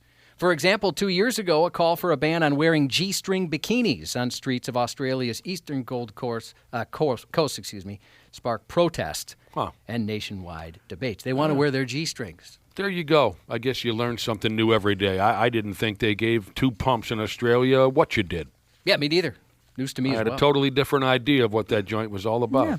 Meanwhile, one long-running magazine found an unconventional way to reach new Nudie Mag readers, already known for keeping their hands busy while perusing the pages. There was a version of Playboy printed in Braille starting in 1970. It didn't have any photos in it, so you were literally getting it for the articles. This version was published until Playboy stopped issuing print copies all the way up until 2020. It was then resurrected as an annual publication last year. I had no idea. I didn't either. Fascinating. Never heard that once. A serial panty thief who'd been stealing items including towels, shoes, and underwear from a New Zealand school for over a year was finally caught on camera. For over a year? Over a year. Whoa. And it was identified as a literal cat burglar. Items had been mysteriously disappearing from the school for over a year, particularly while the pool was in use, so underwear was being stolen. Initially, we noticed single shoes and goggles and undies and towels left along the footpath into the school, the principal said. Eventually, the school posted security footage to Facebook after the furry felon was filmed mid-mission. The video features a determined domestic operative dragging a towel across the playground. When a pair of swimming trunks and a towel went missing, my office checked the cameras for our wee offender, and he was witnessed, and a large stash was found at the back of the PE shed, the principal said. The groundskeeper later contacted the cat's owner, who confirmed the pet was theirs. And they said that is the notorious panty thief the school had been tracking down. Oh, yeah, my bad. Yeah, my cat's a thief. It was nothing but a little kitty. Yeah. He's got a stash going. Oh, I bet that cat was pissed when they found his stash. Yeah, the gig's up. The streaming premiere of the SpongeBob movie Search for SquarePants is streaming now on Paramount+. Jeremy Allen White from The Bear, 35 today. Green Day's Billy Joe Armstrong is 54. Comedian Larry the Cable Guy and NASCAR champion Michael Jordan both turn 63 today. We wanted to send... Oh, you know who else is 63 today, Josh? Who dat? My bro Jimmy Abs. Hey, Jimmy Abs, 63. Nice. Happy birthday. Yeah, happy birthday, definitely. We send our best to drunk Uncle Firefighter Jesus and family. He texted this morning to let us know his father passed last night. We were sorry to hear that. Happy birthday to mediocre machinist Jesus. Happy 40th to delivering food by the light of the moon Jesus from his cougar wife, Dairy Princess Jesus. And that's 93X News. Randy Shaver on the Half-Assed Morning Show. All I would say was that, it clearly shows that Valentine's Day is in full swing in the village, and I don't think I can add very much more to that. As you say, it is Rule 62 of the Olympic Charter that we have to have a condom story, but I think 10,000 have been used, so 2,800 athletes. You can go figure, as they say. Here we go. Randy Shaver live from Florida. Hello, Randy. Good morning, good morning, good morning. And C. Willie Miles is here, too. Hello, C. Willie. Good morning. You know, we haven't asked you in a while, Randy. How's Florida treating you? Good. Yeah, everything is good. It's weather's been fabulous. people may have completely forgotten, or maybe they never knew you were spending quite a stretch of time down in Florida. How much longer you got down there? We'll be back home 3 weeks from today. Are you bronze, tan, looking beautiful? 2 of those. I'm getting there. How much of that sun can you take? I can't take a lot of it. I can take a lot of it, trust me. Yeah. I got to have some shade. I'm not built for that sun just pounding down. I know a couple who go to Florida quite often, and they put a chair right in the middle of the beach. Yep. Sun blazing down. They just soak it up day in, day out. They never get tired of it. Yep. Know the feeling. You enjoy that, huh? I do. See, Willie Miles, thanks for coming in, and thanks for a great night on Saturday night. This past Saturday night, my wife and I went out to see Willie's show at Crooners in Brooklyn Park. Is that the Fridley, Brooklyn Park, Fridley. Minneapolis. Off of Central Avenue. My wife and I went to see Willie's show and had a terrific time. It was my first time seeing you live, and it lived up to all the hype that I've heard over the years. Well, thank you, sir. Yeah, Always man. appreciate it. Did you heckle him at all? Didn't say a word. Not a word. Not a word. I know you wouldn't, but it I would be thought kind about of it. funny. No, You used to be a heckler. When I was ever at a comedy show, though? Oh, yeah. Oh, I didn't know that. Oh, when I was a young guy, when we get drunk at the local comedy show, if we thought a comic wasn't cutting it, we let him know. But that was when we were young guys. Yeah. And you know what, Dana? It wasn't a stupid question. I considered popping off at Willie. That would be. My wife would have told you this ill-advised. He's a sniper from up there. Don't confuse the clean humor with that, because that's C. Willie.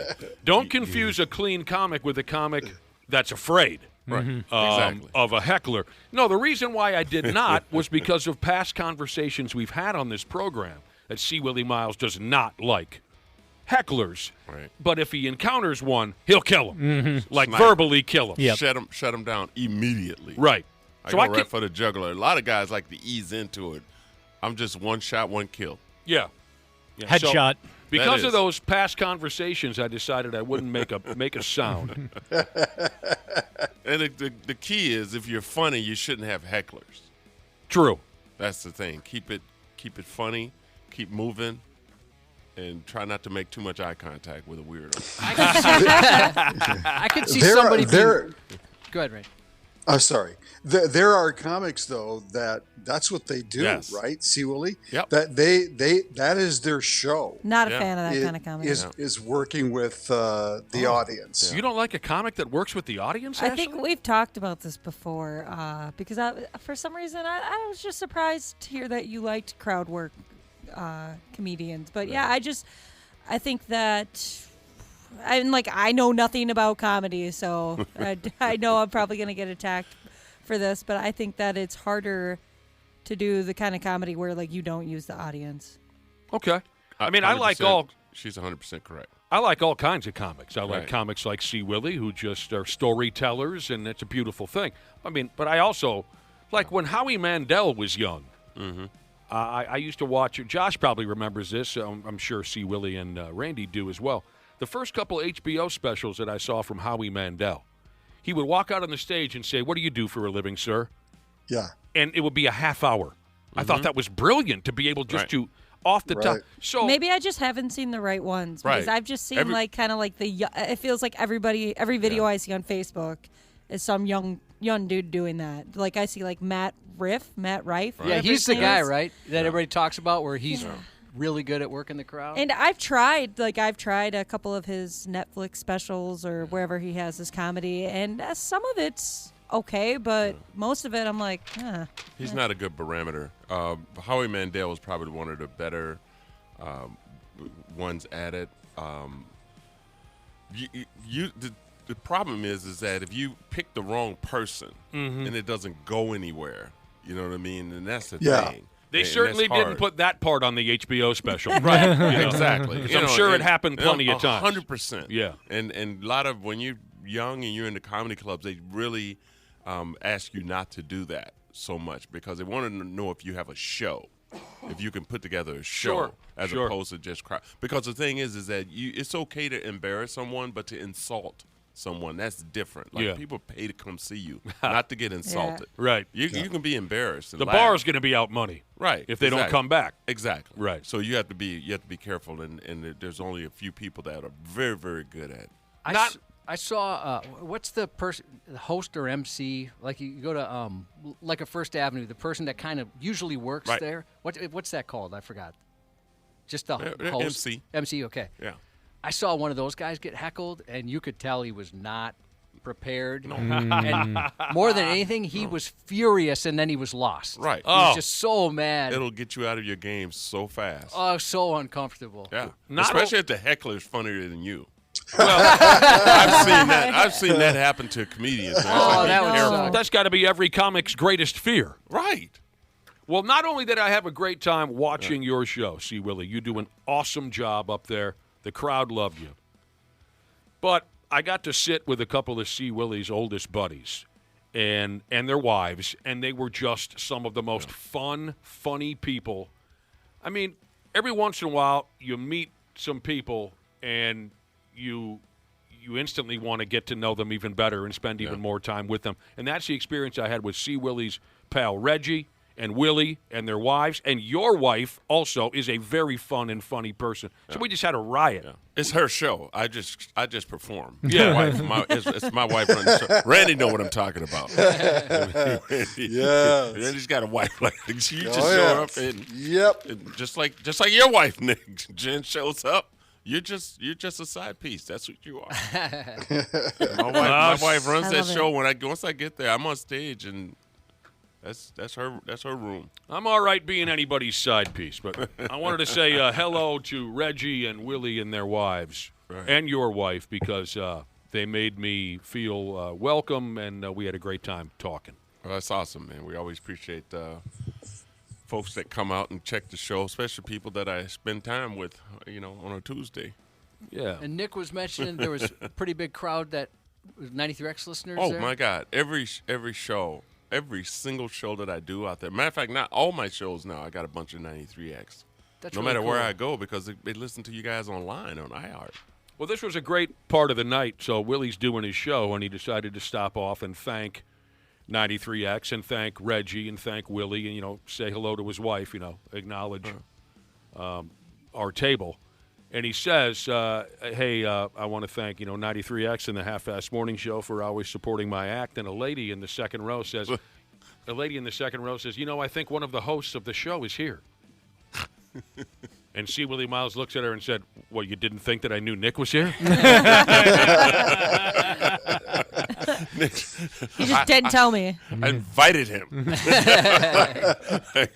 She said, she pointed, too, like I really didn't know where he was at. Right. I didn't ride her too hard. Hey, did you know your wife's here too, by the way? Right. Yeah, no, I knew. So it was a great night on Saturday night. Thanks again, C. Willie. Yep. You heard it in our intro to the sports segment a few minutes ago. The Olympic Village has run out of condoms. Every 4 years. Struggle. It does seem like this happens every time, doesn't it? Get a backup supply. Wait a minute, harder than not bringing your own. Yeah, I don't know. Use Maybe the they free run ones through their first own. and then go to your private stash. They don't have enough room in their luggage. Well, it doesn't sound like the folks in Italy were prepared. That's weird. 2 years ago when they were in Rochester or wherever the hell they were, I don't know, where were they for the last winter? Rochester, Minnesota. They had 300,000 condoms on site in the Olympic Village for the 10,000 athletes. That was 2 years ago in Rochester. Yeah. This time around, they only had 10,000 condoms per 10,000 athletes? So is that like so about 10,000 athletes? That's the number that stays there. Why wouldn't they have? I don't know. At least 3 times that amount. They screwed up. They screwed up the order. Be but safe. the good news is they've got a train coming to town today or something. Stagecoach is coming. The organizers of this year's Winter Olympics admitted, we screwed up. We didn't pack enough condoms for all the young people. We got a train load coming in today. Everything's going to be fine. Can you imagine the elite athletes they could produce if they didn't wear those condoms? A couple of Olympians. Yeah. For sure. My God. Nick, you buy 1 pack of condoms when you first become sexually active. Do you ever run out of that one pack? No. Have you used one? I never seem to run out of condoms. Weird. When I was young. I always seem to have 5, 6 of them right there in my pocket. It seems like a good idea to use. You finally open one. It's been 15 years. The thing just disintegrates. Yeah. Just vapor. They ran out of rubbers there at the Olympic Village, but the kids will have to go bareback this afternoon or something. But by tonight, that freight train will be arriving. I've always pictured the amount of condoms in the Olympic Village, kind of like the money bin and DuckTales, where he dives into all the gold coins, just condoms everywhere. Nick, there's a lot of good reasons that you didn't have kids, but one of them is definitely. Wow. He knows this. He admits it. Am I arguing? One of them is definitely. Number one, I never wanted them. He's a godfather. I am a godfather to a couple different kids. Well, yes, make sure, continue. Actually, you never handle sex ed because you'd be like, you'd get to the condoms, you'd be like, I don't know, you don't really need them. If I was teaching sex ed, there'd be a lot of unplanned pregnancies at that high school. I don't even know how to put it. You're trying to put it on a banana. You have no idea what you're doing. Putting it on backwards. He clicks the PowerPoint slide, and it's just a picture of a condom with a red circle and an X through it. You don't need these. So there you go. Randy Shaver, you made mention of this before the Olympics began, that we here in the Twin Cities love to watch Winter Olympics on our televisions. And it says here so far, Minneapolis and Fort Myers, Florida, are in the lead as far as Winter Olympics viewership goes. Those are the same people. That's the same people. That is correct. That's a good point. What do you mean they're the same people? Minnesotans. Snowbirds. Oh. Yeah.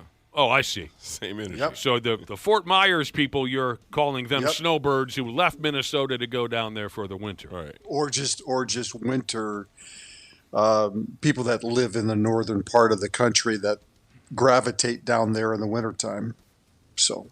Yeah, we here in town in Fort Myers, we have planted our fat asses into our favorite easy chair and watch this stuff up and down. Yep. Let's see. I've got your little, what do they call it, a medal update here. Team USA got a couple more medals yesterday in the monobob competition.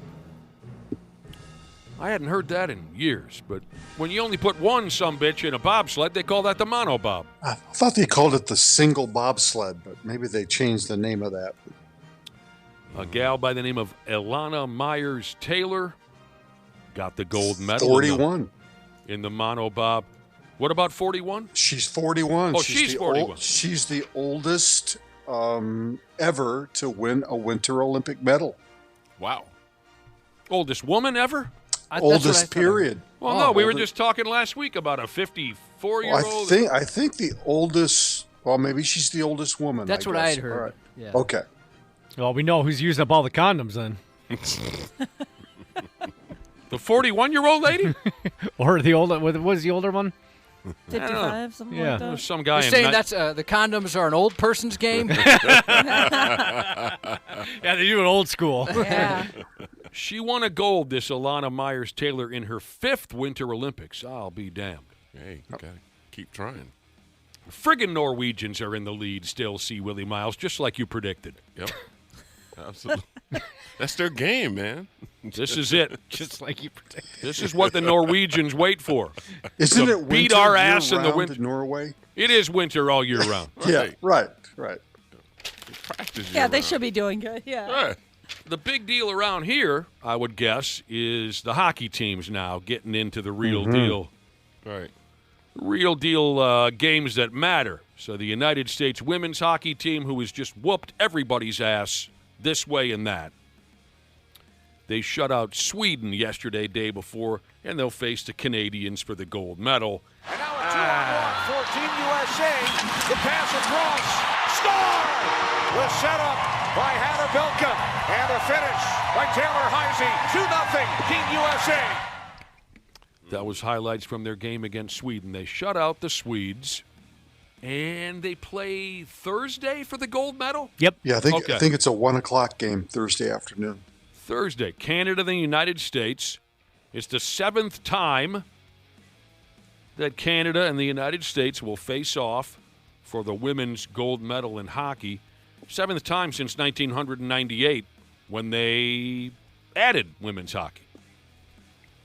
This time the U.S. is the favorite. They beat Canada earlier in the tournament 5-0. And so far, let me see if I have these numbers correct. Team USA's gone 6-0. They've outscored their opponents 31-1. That'll get it done. That's crazy. Wow. But, some of you might say, well, the Canadian gals didn't have their best player when they played in the preliminary. Yep. Now they've got the best. We'll find out Thursday. 7 times they've met for the gold medal. U.S. won it in 98 and 2018. Canada's won the other 5. The U.S. dudes are set up to play tomorrow. I believe if Sweden, again with the big friggin' stubborn Swedes, I believe if Sweden beats Latvia today, Team USA, the dudes, will play those big friggin' Swedes on Wednesday. I believe I have that correct. But, I'm not Mike Tirico or Snoop Dogg or Scott Hamilton or... That game's today at 2:10, by the way, if you're looking for something to watch. You're talking about... Sweden-Latvia. Sweden-Latvia. Mm-hmm. Talk about two teams who don't like each other much. You can throw the rule book out the window when these two teams get together. Wow. That's right. Going to be chippy out there. Oh, yeah. Storylines galore. We talked earlier a little bit, Randy Shaver, about the controversy with Canada's curling teams. Did you follow this at all? Is this the cheating story? Yes, that's right. Okay. I don't know all the particulars, but I did see a few of the headlines. Here's the good news. Nobody cares about the particulars. Right. So don't worry about it. Both Canada's men's and women's curling teams have been accused of cheating to where they release that rock and it slides down that hallway. You follow how that works in curling. And they're touching it for too long. Before they release it, they release it. You got to release it by a certain point, and the Canadians have been touching that rock for too long. You can't touch it there. And then the team, and there was a big argument between the Canadians. Didn't the Swedes or somebody? Swedes or the Swiss or so, and they're swearing back and forth, and it's ruined the Olympics for many of us. Oh, no. You're touching the rock after the hog line, I don't know. Or touching the rock. Who's doing it? You don't know it? Who? It's a couple. Who? I haven't done it once. You can f*** off. You haven't done it once? I haven't done it once. Okay, I'll show you a video after the game. How about you walking around on my peel on the last day and dancing around the house here? How about that? Come on, Oscar, just f*** off. To show you a video? I don't give a shit. Wow. So that was a Canadian dude. Don't they have officials there that would penalize them? I think Nick hit it on the head when he said nobody cares. The officials, they've checked out too. Is that right? Yeah. They're just wondering where the condoms are? Yeah. Right. They go up to the officials. They're cheating. Don't care. They are not paying attention. Jay Cutler. The officials are drinking beers from all different parts of the world. You know what I mean? Sampling foods, trading buttons. Isn't that what they do at the Olympics? Pins, yeah. They trade pin. Curling is like an honor sport. You just play it by yourself over in the corner. Nobody cares enough to want to be a judge for that Man, sport. I don't want to be mean or anything, but come on, dude. You just slide on the ice a little bit, letting the rock go, and then somebody start sweeping. So hit another ball, another rock, and it's over. So the part that really grabbed me, so you heard audio there. There was the Canadian dude and the Swiss dude swearing back and forth at each other over how long they were touching the rock, blah, blah. But my favorite part of the story is this. So when someone puts a mic in the face of the Canadian teams and says, hey, you're touching that rock for too long, that's against the rules, they adamantly deny it. Never done it in my life. Right. Never. I wasn't touching the rock. Hell no. Then they produce video proof.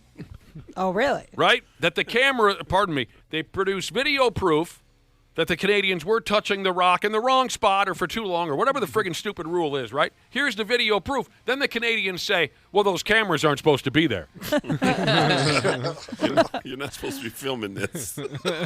They just have solid evidence right there. So Kind of like that line in Dumb and Dumber when they pee in the beer bottles and get pulled over. And the cop's like, you guys been drinking? He goes, no. He goes, what's that? He points to all the beer bottles. He goes, oh, it's nothing. Yeah, nothing. Nothing to see here. Yeah. That's nothing. So at first the Canadians say they adamantly deny it. And then they say, well, we were only caught with improper methods. Those cameras are not supposed to be there. That's against the rules for the cameras to record us. That's hilarious. That's cute. 93X Half-Assed Morning Show. You gotta be kidding me. Who greenlit this garbage? The 93X Half-Assed Morning Show. All right, if you want an argument now, I think we can start one here.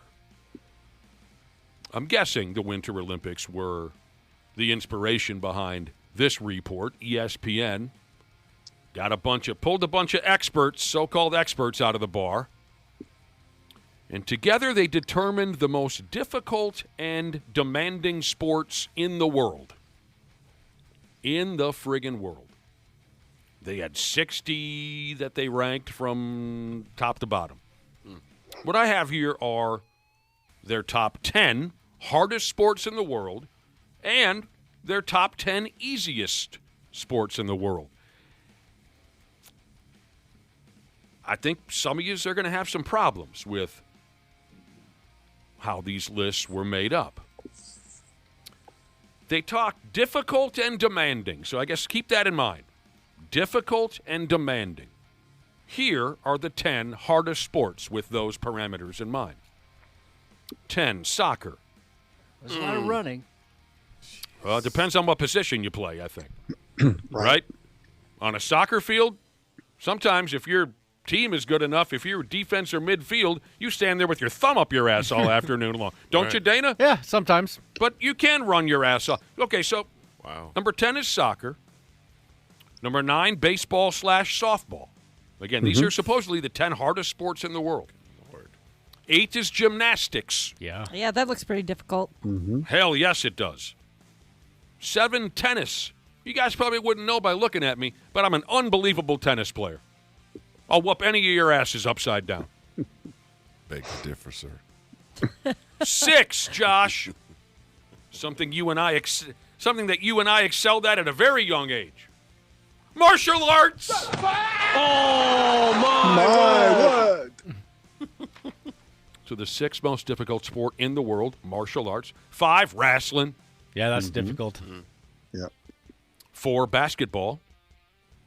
Well, you got to have a lot of skills to play basketball. Hand-eye coordination, speed, the touch on the ball. 3 is football. 2, ice hockey. Something that I excelled at far more than the rest of you. So I think it's not that there was an argument, but I think it's safe to call me the best athlete out of all of us. I wouldn't say that. It helps you sleep at night. Randy Shaver ran track. He ran. How difficult is that? I thought Randy was good at basketball. Decent at but everyone in the world can run, right? If ice hockey is listed as the second most difficult sport in the world, and I'm the only one out of the 5, 6 of us that excelled at it, then by default I am the best. You're not wrong, yeah. Hold on now. I scored back-to-back goals in WCHA arenas in back-to-back weeks. There's got to be a story here because I didn't understand what you said. So my apartment I lived at the U of M. They had a contest where the winner got to go on the ice at Mariucci at intermission to shoot a puck for free rent for a year. And I got selected. With the shooter tutor? Nope. Wide open net from the nearest blue line. And I got 5 opportunities. Missed the first one, but slid the second one in easy peasy. So free rent for a year from the blue line, that's like $12,000 at the time. That's how much rent cost when I went to the U of M. Next weekend, I'm up in St. Cloud, and I'm in the front row of the dog pound, drunk off my ass. And the game day coordinator's kind of coming through like they need somebody to go out on the ice. And I'm like, I'll do it. I scored a goal last week, and I'll do it again this weekend. So they look at my friend. They're like, is he okay to go on the ice? And they go, my friend Ronnie goes, I've seen him in worse shape. And I go, all right, go on out there. So this time, Nick, it's from the end line, the opposite end line. Goal line, yeah, with the cage on. You know, you had to just slide it right through the perfect center 5-hole. And you had to go full length of the ice into the shooter tutor. Yes. Yeah. And so I just gripped and ripped as hard as I could, and it just softly bounced, and slid through. So a week before, I got $12,000 of free rent for just shooting into an empty net. What'd they give you at St. Cloud? A canned ham? A Domino's pizza. Oh, my God. What's wrong with that? You're kidding me. No. Come on. And what you accomplished at SCSU on the ice was 5 times harder than what you did at the U of M. They could have given me 999 more shots, and there's no chance I would have gotten even close. It was literally a 1 in a million shot. What'd you put on that pie? You got to remember what you put on that pie. No, it wasn't even a pie. It was a coupon for a free pie. Oh, my God. It's not like they handed me a hot and ready one. It was, here's a coupon to redeem for a free pizza at Domino's later. Okay, when you kept the stick and the puck. Yeah, I should have kept the puck. You're right. Were little kids looking for your autograph at the exit door? That's amazing. I've got to go back to the U of M thing. Yeah. Free, give me the word again? Rent. Free rent. I don't know why I had trouble with that word. That's nuts. Free rent for a year, shooting into an open net from the near blue line? With 5 chances, mind you. What was going on there? Why was that? Why did they make that so They easy? wanted me to win because then they used like pictures of me on the ice, promotional. Hey, come live at the place was called Melrose at the time. They changed the name of it, but Melrose Place? Yep, that's kind of the joke. Wow. And so it was just kind of like, hey, be like him, and win free rent, come live here. So they. That's incredible. Oh, because I know. We've all seen dozens of those on-ice challenges, right? Asking someone to shoot a puck from the blue line, red line. It's usually that little tiny square you have to get in. Yeah. That's crazy. I've never heard of such an incredible prize. It's a huge prize. Mm-hmm. For you had the whole net to shoot at. The whole net. And 5 tries to do it. 5 tries. And I acted like a jackass when that puck went in. Oh, yeah, of course. Kind of like riding the pony like Happy Gilmore. Oh, no. I wouldn't expect any less of you. I did score on renowned goalie Eric Perkins at the X. Eric Perkins. Yeah, renowned goalie Eric Perkins, former Care 11 employee. Remember when we did that? Randy, you were there too. I remember, I don't remember many details, though. I don't remember why we did it. Maybe it was a charity Why was thing? Eric Perkins in goal? It was his segment. Was he doing the Perkit Play thing? Yeah. Perkit Play. It was a Perkit Play segment. Oh, yeah, I think we. And, a bunch of us from the station, and Randy went out, in between periods, and we all got a shot on him. Yeah. I got a great Perkit Play story. He came to my high school. I think it was a freshman. We had a wrestler, ended up being a gopher, Adam Folkin, just incredibly talented guy. So he was there doing the Perkit Play, probably, watch Perk get his ass kicked by the state champion wrestler. I used to love that bit. Oh, I know. I did too. It was fantastic. But we had this one gym teacher. He was like the wanting to be buddy-buddy with all the kids. Like, I'm the cool teacher, this and that. He got so jealous of all the attention that Perk was getting that he kind of leans over to me and goes, Perkit Play? More like jerk at play. Oh, no. That's so bad. Was this in 3rd grade? My gosh. And then I just kind of like, oh, yeah, funny. And then he was going down the line saying it to other kids that were watching this thing get play. More like jerk at play. Somebody will laugh. Stop, dude. Oh, stop. it was so embarrassed. I felt so bad for the guy. All right, so we were rolling through ESPN, and they're experts. Right. These aren't just regular schmoes. These are people that work for ESPN and are so-called experts. They were ranking the most difficult and demanding sports in the world. We started at 10 with soccer. Then it goes baseball, softball, gymnastics, tennis, martial arts, wrestling, basketball, football, ice hockey. And they call boxing the most difficult sport in the world. And I'm not going to argue that. I've never boxed. I mean, my God, when you consider the speed and the strength of some of the fighters, I wouldn't want to have any part of it. Yep. Even just shadow boxing in the gym for 30 seconds is exhausting. It is. It really is. So now here's where people are going to get pissed off, if they aren't already. And a lot of people are texting in, what about motorsports? I don't know.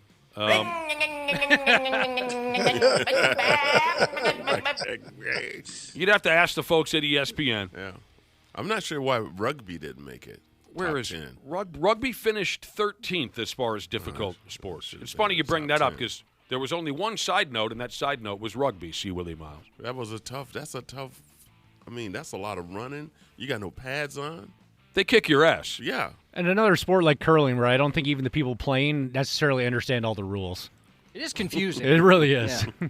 Here are the 10 easiest sports, according to ESPN, from 10 to 1. Number 10, golf. Yep. No. It is. It's easy to do. Yeah. It's very difficult to master. That's right. Only if you don't know how to drive your cart. That's the hardest part. All right. See, Willie. Bogus. Really? Somebody's not getting invited back next summer. Gotta pay attention. Wow. Gotta stay focused when you're driving. Keeping the Didn't cart. take you long, did it? Wow. The door was open. I just walked in. No, all he said was golf. That's not really That's opening the door. That's the door. Yeah, I think if the door's open, you don't need a warrant. Right. You got probable cause. Exactly. I mean, keeping the cart from falling into a body of water and nearly drowning two people is part of the game, is it not? See, Willie Miles? That's the number. You don't sign a waiver, but it's understood that you're not going to do that. See, I think of golf as a tremendously boring but yet very difficult game to play. It is very So I think the reason golf is listed here as the 10th easiest sport in the world is because it is not physically demanding at all. Well, I would argue that it too. can be a little bit. It is a little bit. A little bit. Yeah, I mean, But that's, wouldn't you agree with that? If you're comparing it to the other things you're Yeah. talking about, Ain't nobody going to hit you or nothing. Yeah. But, Well, yeah, that's exactly what I mean. We're comparing it to other sports. Yes. I will say got though, you. golf is like the one sport that I've played that I got an injury from that took the longest to ever recover from. I've pulled something to my back, and I mean that was lingering all summer long. That sucked. Josh hurt himself on a golf course once. He fell smooth off the ball washer. I was warned. That'd be impressive. Get up there. Wow. Golf is, yes, Josh? I had the cleanest balls on the back Oh, nine. without a doubt. Oh my God. Golf is listed as the 10th easiest sport, followed by cheerleading, roller skating. Luann just entered the chat. She broke her wrist, surely. Who did? My wife. Oh, no. I don't know. Some of the stuff they do seems like it'd be pretty difficult. Yeah. Oh, the basket tossing, the flyers they call them. That's I'm not intense. sure what she did, but 7 is equestrian is listed No. as an easy sport, Ah. followed by archery. I wouldn't say easy, but yeah. 5, curling. there you go. Number 1. 4, one of my favorite sports in the whole world, bowling. Yes. Yeah, kids do it. So 3 is listed as shooting. I imagine just they shooting. mean I can't in general. imagine that being very easy. target shooting with a weapon, I imagine is what they mean by that. I mean, I think it's pretty easy. There's been that people hard. before that Wou- I've brought wouldn't to you- the gun wouldn't- range and it's their first time and they're lights out and it's like, oh, all right then. You've never held a gun in your life, but okay, sharpshooter. Wouldn't you say that the biathlon, the combination of skiing and shooting, is one of the most difficult things to do? Oh, without a doubt. That's Difficult gotta and be. physically demanding. Yes, exactly. The top 2 easiest sports in the world, according to ESPN. Number 2, pocket billiards. Yeah. Huh. Not physically demanding at all all. about Guess angles. not, but Not physically demanding at all, but I'll tell you what. Watch a it's all about angles. watch a professional pocket billiard tournament, and those Yeah. sumbitches will do things that you can't even believe are possible. It's not only about angles, Randy. No. Believe me. No, I know that. Yeah. No, I know that. And number 1, the easiest sport in the world. Get ready, text machine. Fishing. Absolutely. All you need is patience. You need luck too, a little bit of luck, some patience. Yeah.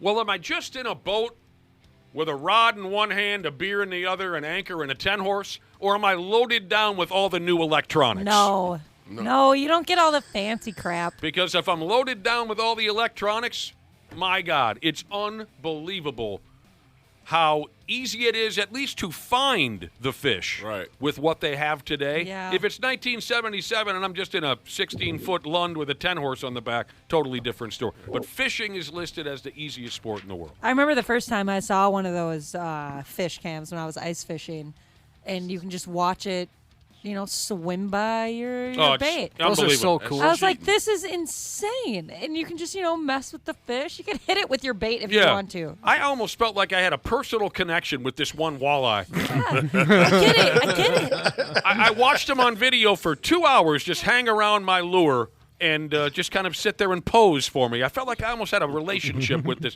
I feel bad catching them. Well, you're not hungry? It's been 2 hours. You've been looking at this damn thing. Right? Fish said, you think this is the first hook I've seen? Yeah. This is a setup. You're I just know what it making is. the other fish nervous. This Get is out of here. entrapment. I'm This is jigging entrapment. it. I'm doing the figure 8. What do I have to do to get you? And his friends swim by. What are you doing? Nothing. You know, what are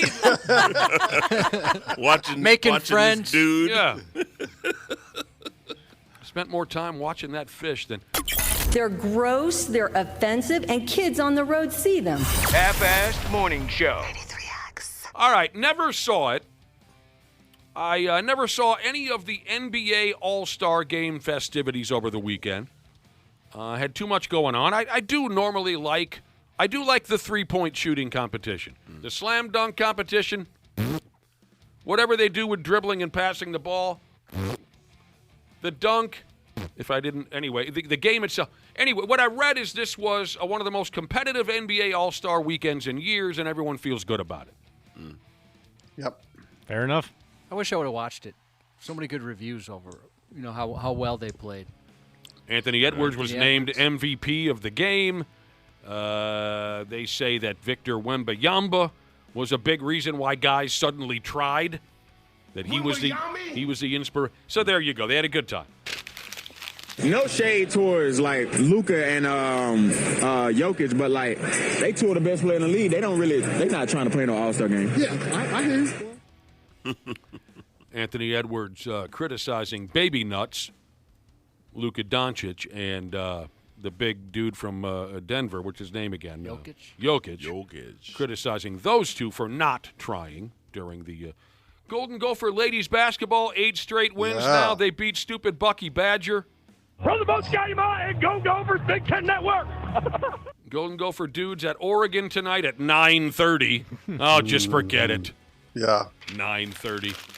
Go for women, though. They've won 20 games. They've won 8 in a row, and they get Ohio State on Wednesday.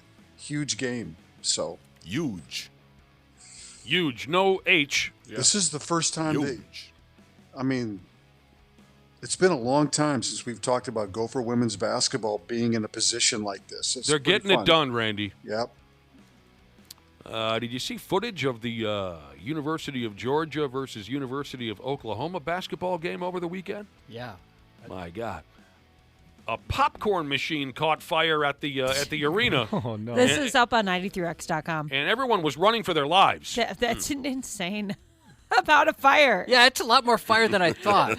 From a popcorn machine. That'll be something small, a little bit of smoke. Nope.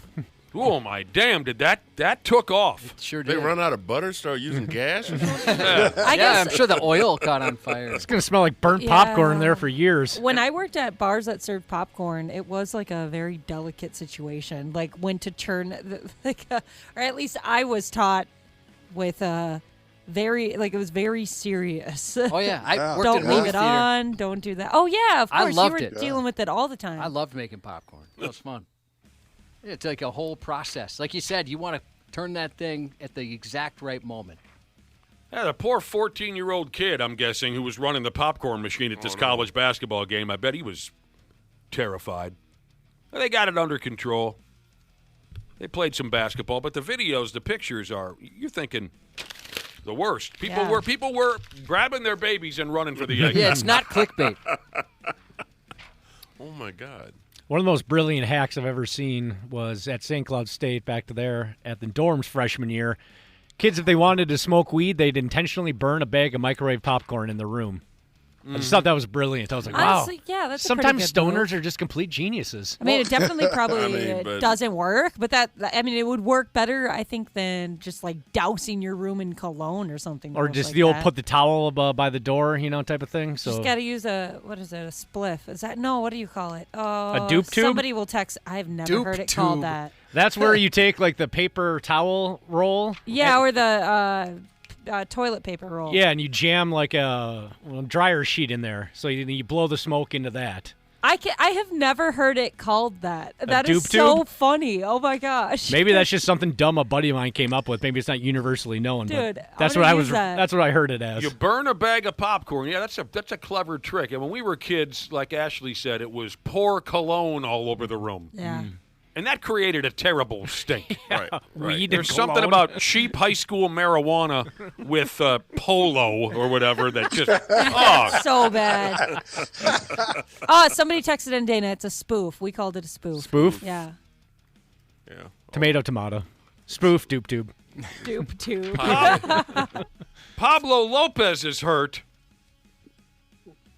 Nothing serious. At least it sounds that way. Well, Pablo Lopez has been feeling some soreness in his right elbow, and they're taking a close look. That wouldn't be good if Pablo's not ready to. But he was hurt all last year too. Right. He'll be okay. It's not. They just took him out after 2 innings of work just as a precaution. I think he'll be okay. This kid from Seton Hall. Has everyone seen the video of this college baseball, by the way? The college baseball season has begun. Nothing that we get too mental about around here, but in other parts of the world, they go crazy for an outfielder that plays for Seton Hall broke his leg rounding the bases after hitting a dong in his third at-bat of the season, first game of the year. Is this something we even want to put on our website? This No, I didn't send it to Ashley for that reason. It's brutal. I'm going to watch it, though. If you got, well, there had to have been a prior injury to this kid that was undiagnosed, like a fracture or something. Not like a Dave Dravecki kind of thing, is it? Yeah, I'd compare it to Dave Dravecki. God. He rounds first base and he's kind of spirited in Who his. was the linebacker, Nick? That was it a Viking that broke his ankle and his foot flopped? Are you talking about Tim Crumry? No, that was Bengals defensive lineman. I'm talking about a linebacker that broke his Had a floppy ankle? Yeah. Oh, God. Doesn't ring a bell. Okay. Dixon Edwards? I don't Just remember. taking a guess. So this kid he's not just in a regular home run trot. He's kind of springing around and turning towards his dugout to say, that's how you do it, boys. I just hit a dong in my third at-bat of the baseball season. And his leg just snaps like a pretzel. God. My God. Was it E.J. Henderson? Yes. That's Oh, it. yeah. Yes. Well, EJ and Aaron Henderson. He got somebody hit his leg with a helmet or something. Something like that. I'm going to go along with it. Well, this kid from Seton Hall is out for the rest of the baseball season. Oh, man. That's too That bad. sucks. Wow. Okay, It's February. It's a rarity, I guess we could call it, because it happened, in such an odd time. Yeah. He was just rounding, kind of like when the kickers hurt themselves celebrate. He hurt himself celebrating. So everyone's talking about it. Poor kid. That's awful. Something must have been iffy there from the get-go for him to break his leg. Yeah. All right, here we are. I brought it up just in case you wanted to put it on the website, but we don't want to make people puke. Yeah, it's even hard for me to find a video where it's not cut up and spliced, because I'm guessing YouTube has been taking it down or Some something. of you might puke. I don't know. All right, we got to get going here shortly. Here it is, February, and fantasy football punishment stories are still popping up on websites. Become a very popular thing. Everyone's trying to one-up each other in the fantasy football punishment department because it's getting so much attention from websites. So people are sitting down and planning this for days. Like, what's the most unique way? We got to make it on LarryBrownSports.com. We got to make it on, what are the other big... Bro Bible. Bro Bible's a big one. Right. Okay. Big lead. Try this one out. What do you think? A lady in Los Angeles finished last in her fantasy football league. And this is what the league and its members made her do for her punishment. She had to go out on the town wearing a dress and a fake pregnant belly outfit. Big pregnant belly stuffed under a dress. Fake pregnant belly. And then she had to go to a bar and get drunk. Oh, my God. No, I would never. Oh, my God. Oh, I can't even imagine. Oh, that's hilarious. Because now, Ashley, you're a pretty known badass, but I'd imagine that would even make you nervous, the type of response. I would be terrified. I would be absolute. People don't mess around with that. They called it a fantasy football punishment and also an interesting social experiment. Yes. To see how the crowd and the bartenders would react. Wow. It does seem like a hidden camera type show. Yeah. How bad does the bartender want that tip? She looks pregnant. I mean, it looks believable. Oh, yeah, she's glowing. I'm with you. She can pull it off. I watched a little bit of the video. It looked as if bartenders were serving her drinks. That's insane. No, I would deny that so fast. Many people commented on this fantasy football punishment. Most folks thought it was pretty hilarious. Some said I would have added a cigarette in my mouth. Yeah. Just the finishing touches. You reek like weed. Johnny Jesus texted and said this fantasy football pregnancy loser punishment is just another Friday night in Wisconsin. Yeah, you won't get much reaction if you try to pull this off in Wisconsin. I mean, yeah, you think back to the old days. I mean, did my mother abstain from drinking and cigarettes while we were what do you call it? While we were in utero? Incubating? While she was pregnant? No. Yeah, my mom definitely smoked. Yeah. She was never much of a drinker. Did they even know back then that? They didn't. No, No, they not didn't as know. bad. They thought that it would be worse to, and some people still hear this from people, so they believe it. They thought that it was worse to quit cold turkey because sometimes you can have side effects from that versus continuing to smoke. But that's not true. This gal who went out with the fake pregnant belly and got drunk just to see how everyone would react. She had a great time. I guess there's video clips of her. Oh, okay. It does say there's video clips of her vaping and drinking several alcoholic beverages. Just blowing clouds, doing O's. That's awesome. Doing O's? I got to see this video. They also, some of the friends would randomly punch her in the stomach. Oh, no. Come on. Did anybody get really pissed off? It start a didn't fight? appear that anyone got too uppity about this. I didn't watch a lot of the video, but Josh is right. They were jokingly slugging her in the guts. This is one thing I wish people would have kind of not minded their business about. You know, it'd be good to know that there's people out there that are like, hey, no, don't do that. I'm kind of surprised that the story didn't include a section where somebody didn't want to mind their business. I'm surprised that there wasn't somebody who stepped in and made a scene over this. People are texting in saying it's illegal for bartenders to refuse service just because somebody's pregnant. Sure. Yeah, now that a texter brought that up, that they had that in their alcohol awareness training, and yeah, I remember that now. Except for the dive bars I worked at, but the nicer places I worked, they said, yeah, if they want it, you got to give it to them if they're legally allowed to have it. There was one bartender I saw connected to this story that said he was threatened. His job was threatened. They threatened to fire him, his boss, at a bar one night because he refused to serve a pregnant lady on her 21st birthday. So he said, no, that's not right for you to be. And the bar, his boss said, no, you better serve her a drink. D&D Jesus, I had this thought too. Onlookers might not want to assume she's pregnant.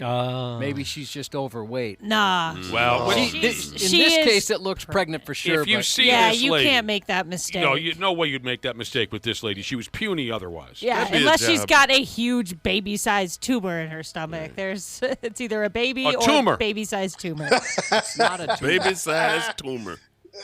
Large baby. You saw a little bit of everything in your bar days, C. Willie Miles. Yeah, that would have been a job I wouldn't have mind losing. If you're gonna force me to serve a pregnant woman alcohol, yeah, I wouldn't do it. Yeah. But what if she's really hot? I still wouldn't do it. I don't think I could either. There you go, Randy. Have a good day in Florida. You bet. We'll talk See to you you tomorrow. tomorrow. C. Willie Miles going to stick around. We'll have more here in a few minutes on the Half-Assed Morning Show. Half-Assed Morning Show. 93X. Hey, it's Dana from 93X, sports junkie, wing lover, and of course a Smart Club member because I trust my home comfort to Standard Heating and Air Conditioning. Right now is HVAC Mania, and these deals will help offset the cost when your brackets get busted. You can score a $45 coupon on a furnace tune-up, normally $148. And if your system's about to crash out like a 5-seed against a 12, now's the time to replace it on your schedule with 0% financing from Standard Heating and Air Conditioning. Go to standardheating.com and mention 93X. Standard, providing the comfort you deserve since 1930. Years of hard work, and now you've got pain in your back, your shoulders, your knees, maybe your joints. You need help. Randy Shaver here with the answer. Dave Bialke. He's got over 30 years experience in getting workers' compensation benefits for people just like you. Don't suffer. Call Bialke Law today, 763-571-2410, or go to bialkelaw.com. That's BIALKE law.com. And it spells relief for you. Every week on the Stacking Benjamins podcast, we talk personal finance trends. Not paying attention to the headlines is the strategy proven to work. One headline, economists fear global recession. Literally the next headline, stocks hit all-time highs, investors optimistic on the future. They're even doing it to the weather now. 28 million people in the path of this snowstorm. That means 340 million people have got good weather. It's just weather. Layers, people, layers. Stacking Benjamins. Follow and listen on your favorite platform. Half-assed morning show. 93X. All right, it's wonderful to have our pal C. Willie Miles pay us a visit here in studio on our first day back from a cute little 3-day weekend. Welcome back to the 93X Half-assed morning show. Always a pleasure. Thank you, C. Willie. And that's about it, by the way. Here we are, February 17th, and we're smooth out of days off for the year 20 and 26. We went through them there a little bit, didn't we? Maybe Memorial Day, but that's a long poke between now and Memorial Day. So if we're going to fill all that on-air time, we're going to need some long stories. Long stories, Cubby. Yeah, everybody has to live a little life in between here so we can find something to talk about. Somebody going to have to bring a virus in here so we can all take a day or two off. Well, we just there was one going around here. Yeah, exactly. We're pretty much out of days off, so... All right. It says here 1 in 5 Americans would like to live on the moon. Anyone got any thoughts on whether or not you'd like to up and live on the damn moon? You know, if it was safe to travel and relatively affordable, I'd go, but I would have no interest in living there. Yeah, that's the affordable thing is key. I can't even afford a flight to Chicago right now. I'm not making my way to the moon anytime soon. I would live there. 1 in 5 of us would go and live on the... Yeah, that'd be cool. I want to go to space. You guys know that. Yeah. Well, why live there, though?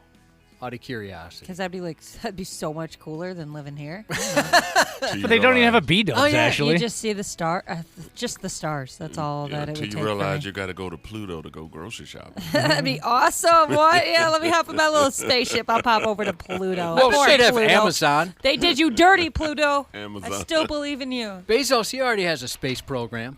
Yeah, maybe they'd have Amazon up there for you. I'm still ticked about Pluto too. I mean, that's horrible what they did to little man. my son's room, his nursery is space themed, right. And so I printed out some cute little things to hang on the wall, and one of them was the solar system, and I drew little Pluto in there. I was like, I was like, they eliminated Pluto. Yeah, it's a dwarf planet. That's BS. Right, and that tore up the whole rhyme I had. You know, Mary's very eagle mother jumped swiftly over Nellie's porch. You know, it's like, okay, then if we take Pluto out, that whole rhyme don't make no sense. Pluto used to be pizza in the rhyme that they told me. Yeah, my very educated mother just served us 9 pizzas. Yes. Wait a minute. Give me this gimmick. I have no idea what anyone's talking about. That's how you remember the order of the planets. Okay, but yeah, give it to me, C. Willie. Mary's very eager mother jumped swiftly over Nellie's porch. Mary's very eager mother jumped swiftly over Nellie's porch. And what was the one that you guys heard? Dana, can you do it? My very educated mother just served us 9 pizzas.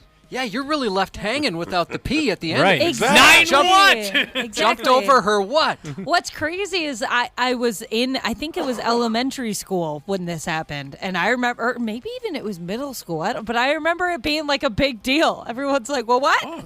Everything I learned is a lie. Dude, after college. I found it was after college. You were taught that little gimmick after college? No, they disappeared Pluto after Yeah, college. when they were like, it was actually, school. this isn't a planet. Pluto got canceled. Right, you don't It make did. me take this class. And I got, you got to be right when you start talking about it. And then at the end, I didn't need it.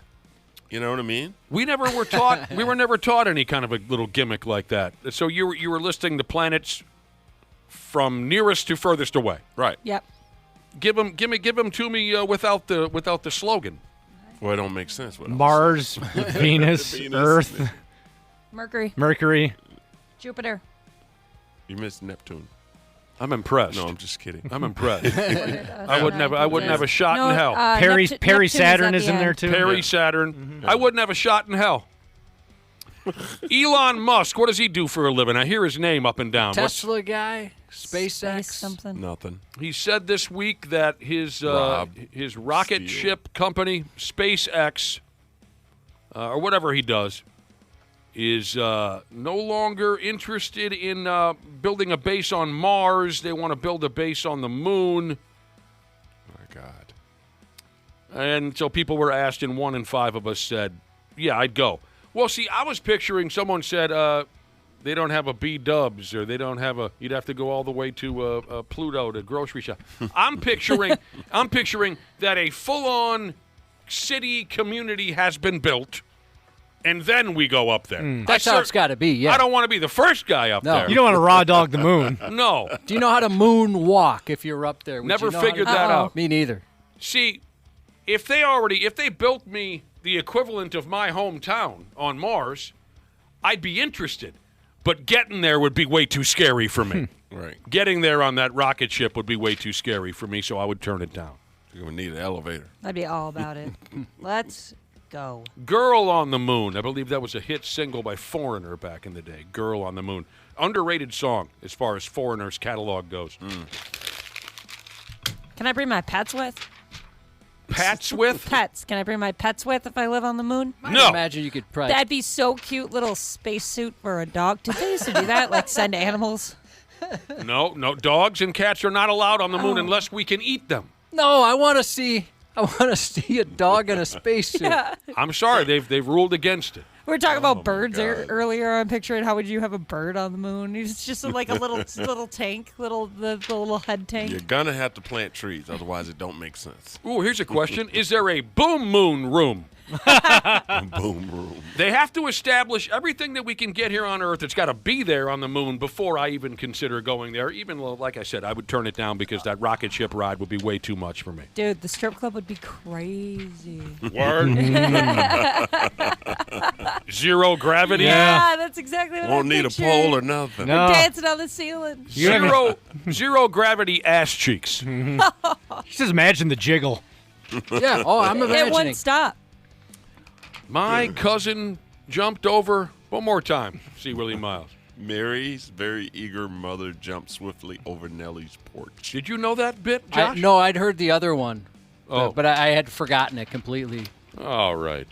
But you only did it to memorize, and then you wrote it down. Right. Yep. They taught you how to memorize a whole bunch of different things. Man, we must have not been too planetary at my elementary school. No, they skipped over that. Angry Minnesota sports fan Jesus said if they put a Chipotle on the moon, he'd do it. Yeah, I need my El Pastor. Oh, Chipotle. All right, who here knows anything about collectibles, like card collecting and whatnot? Anyone? I do. Very little. Yeah, not really. So, one of these two YouTube brothers, Logan Paul. He's the one who's nowadays a television wrestler. Yep. Tell me how this is even possible, because I know nothing about collectibles and what they're worth and all this. So Logan Paul sold a Pokemon card at an auction. And it turned out to be the most expensive trading card ever sold at an auction. $16 million? Yep. So how does that even happen? Oh, baby. There's only about 40 of them of this specific card in existence. And this specific one is the only one that's known to be found that's a PSA 10, which is basically a holy grail.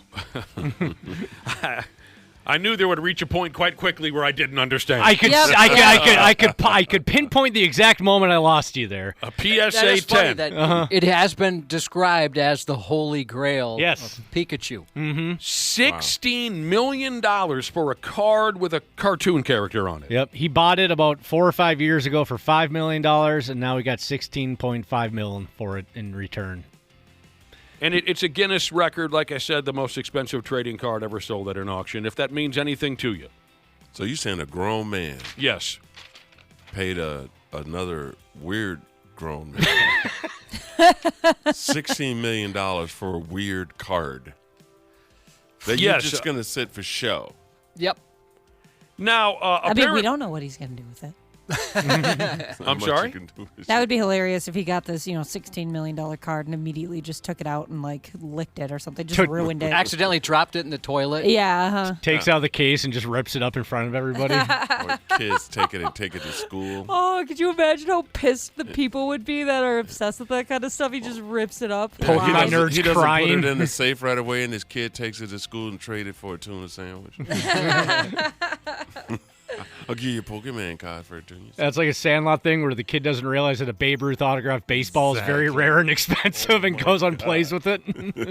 One listener is telling me that this Pokemon card also comes with a fat diamond chain necklace. PHAT.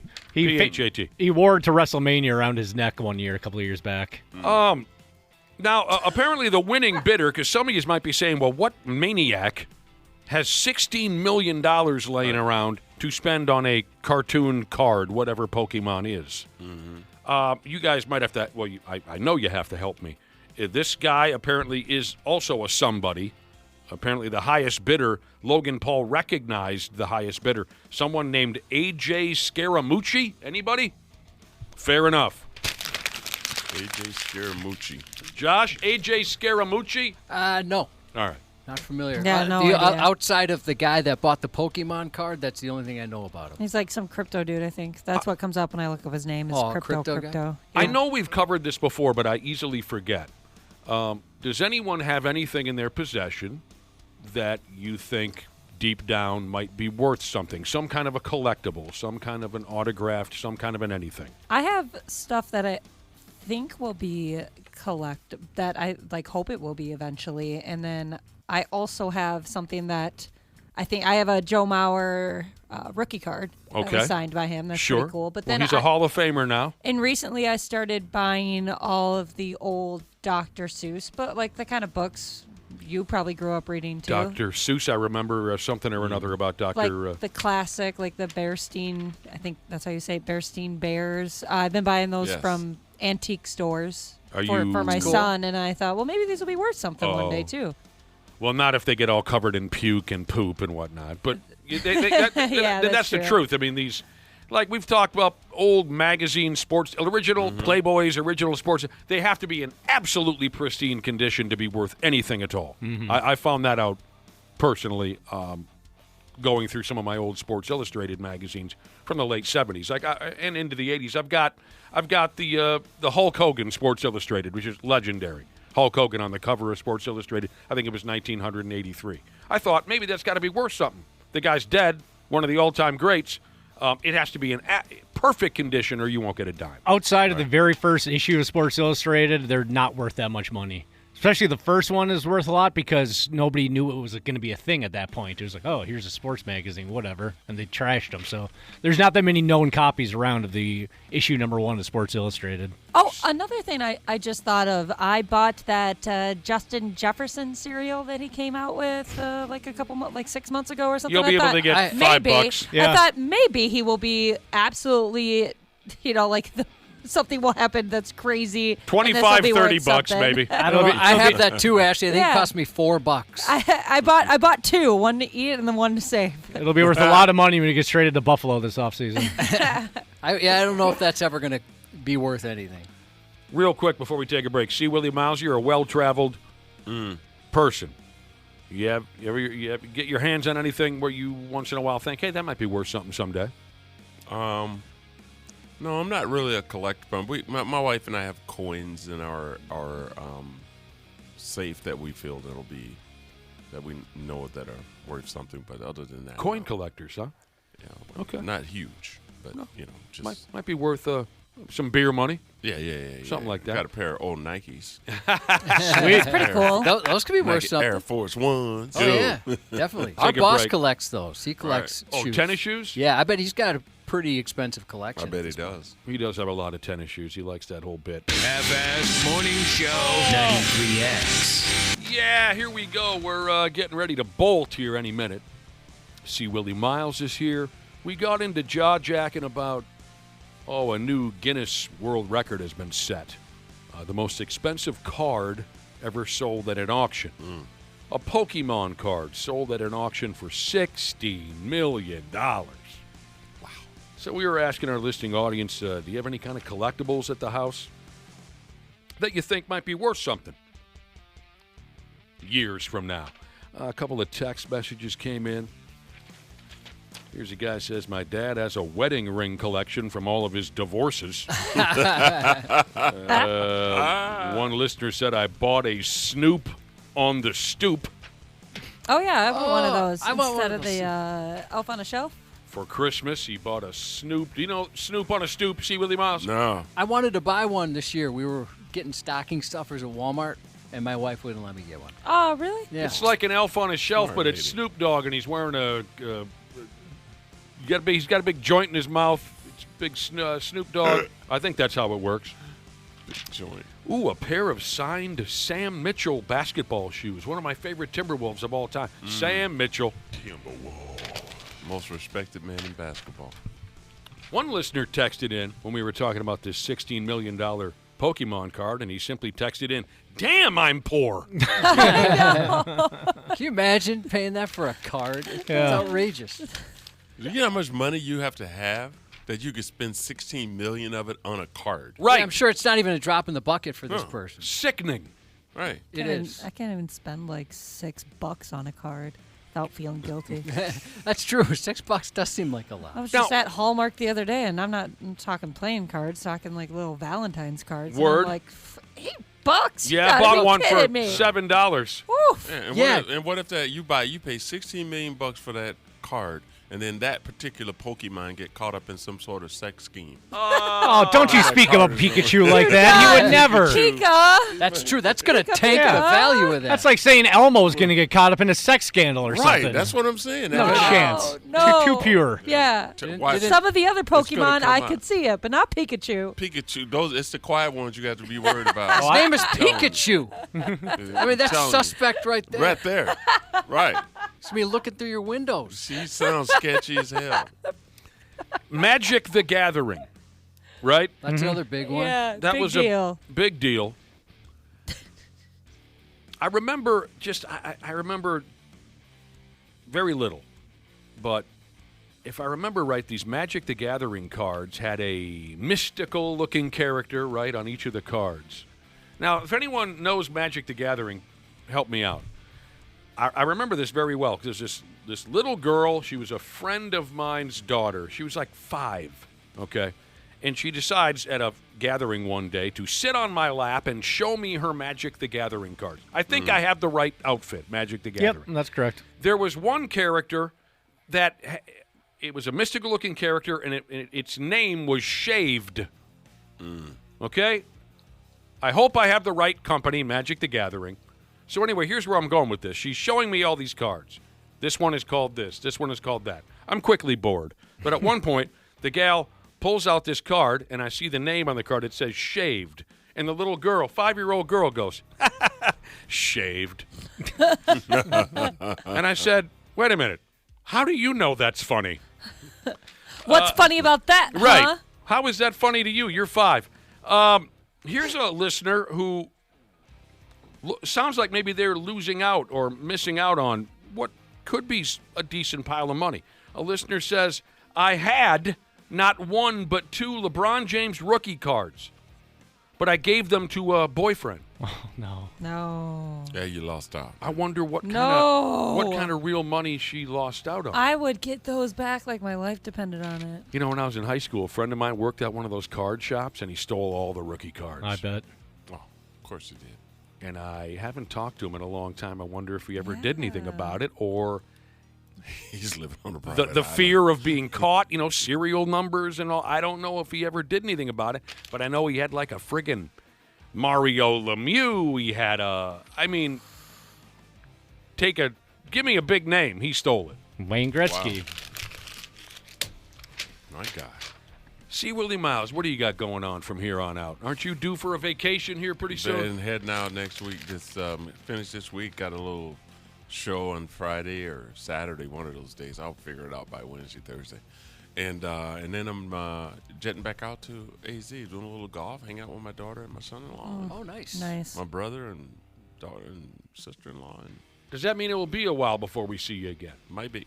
Well, have fun. It'll be a couple of weeks. Be safe. Absolutely, man. And thanks again for popping by. Always. Love it. Thanks to you, Willie. You guys, absolutely. Congratulations to Tuna Can Jesus and his wife on their new member of the Brotherhood. They just welcomed from Mr. Mang Jesus. Happy birthday to Small D, Big Dreams Jesus from Grill Master Bloody Mary Maker Jesus. And happy 34th to Spanky. Half-assed morning show 93X. Hey, it's Dana from 93X, sports junkie, wing lover, and of course a Smart Club member because I trust my home comfort to Standard Heating and Air Conditioning. Right now is HVAC Mania, and these deals will help offset the cost when your brackets get busted. You can score a $45 coupon on a furnace tune-up, normally $148. And if your system's about to crash out like a 5-seed against a 12, now's the time to replace it on your schedule with 0% financing from Standard Heating and Air Conditioning. Go to standardheating.com and mention 93X. Standard, providing the comfort you deserve since 1930.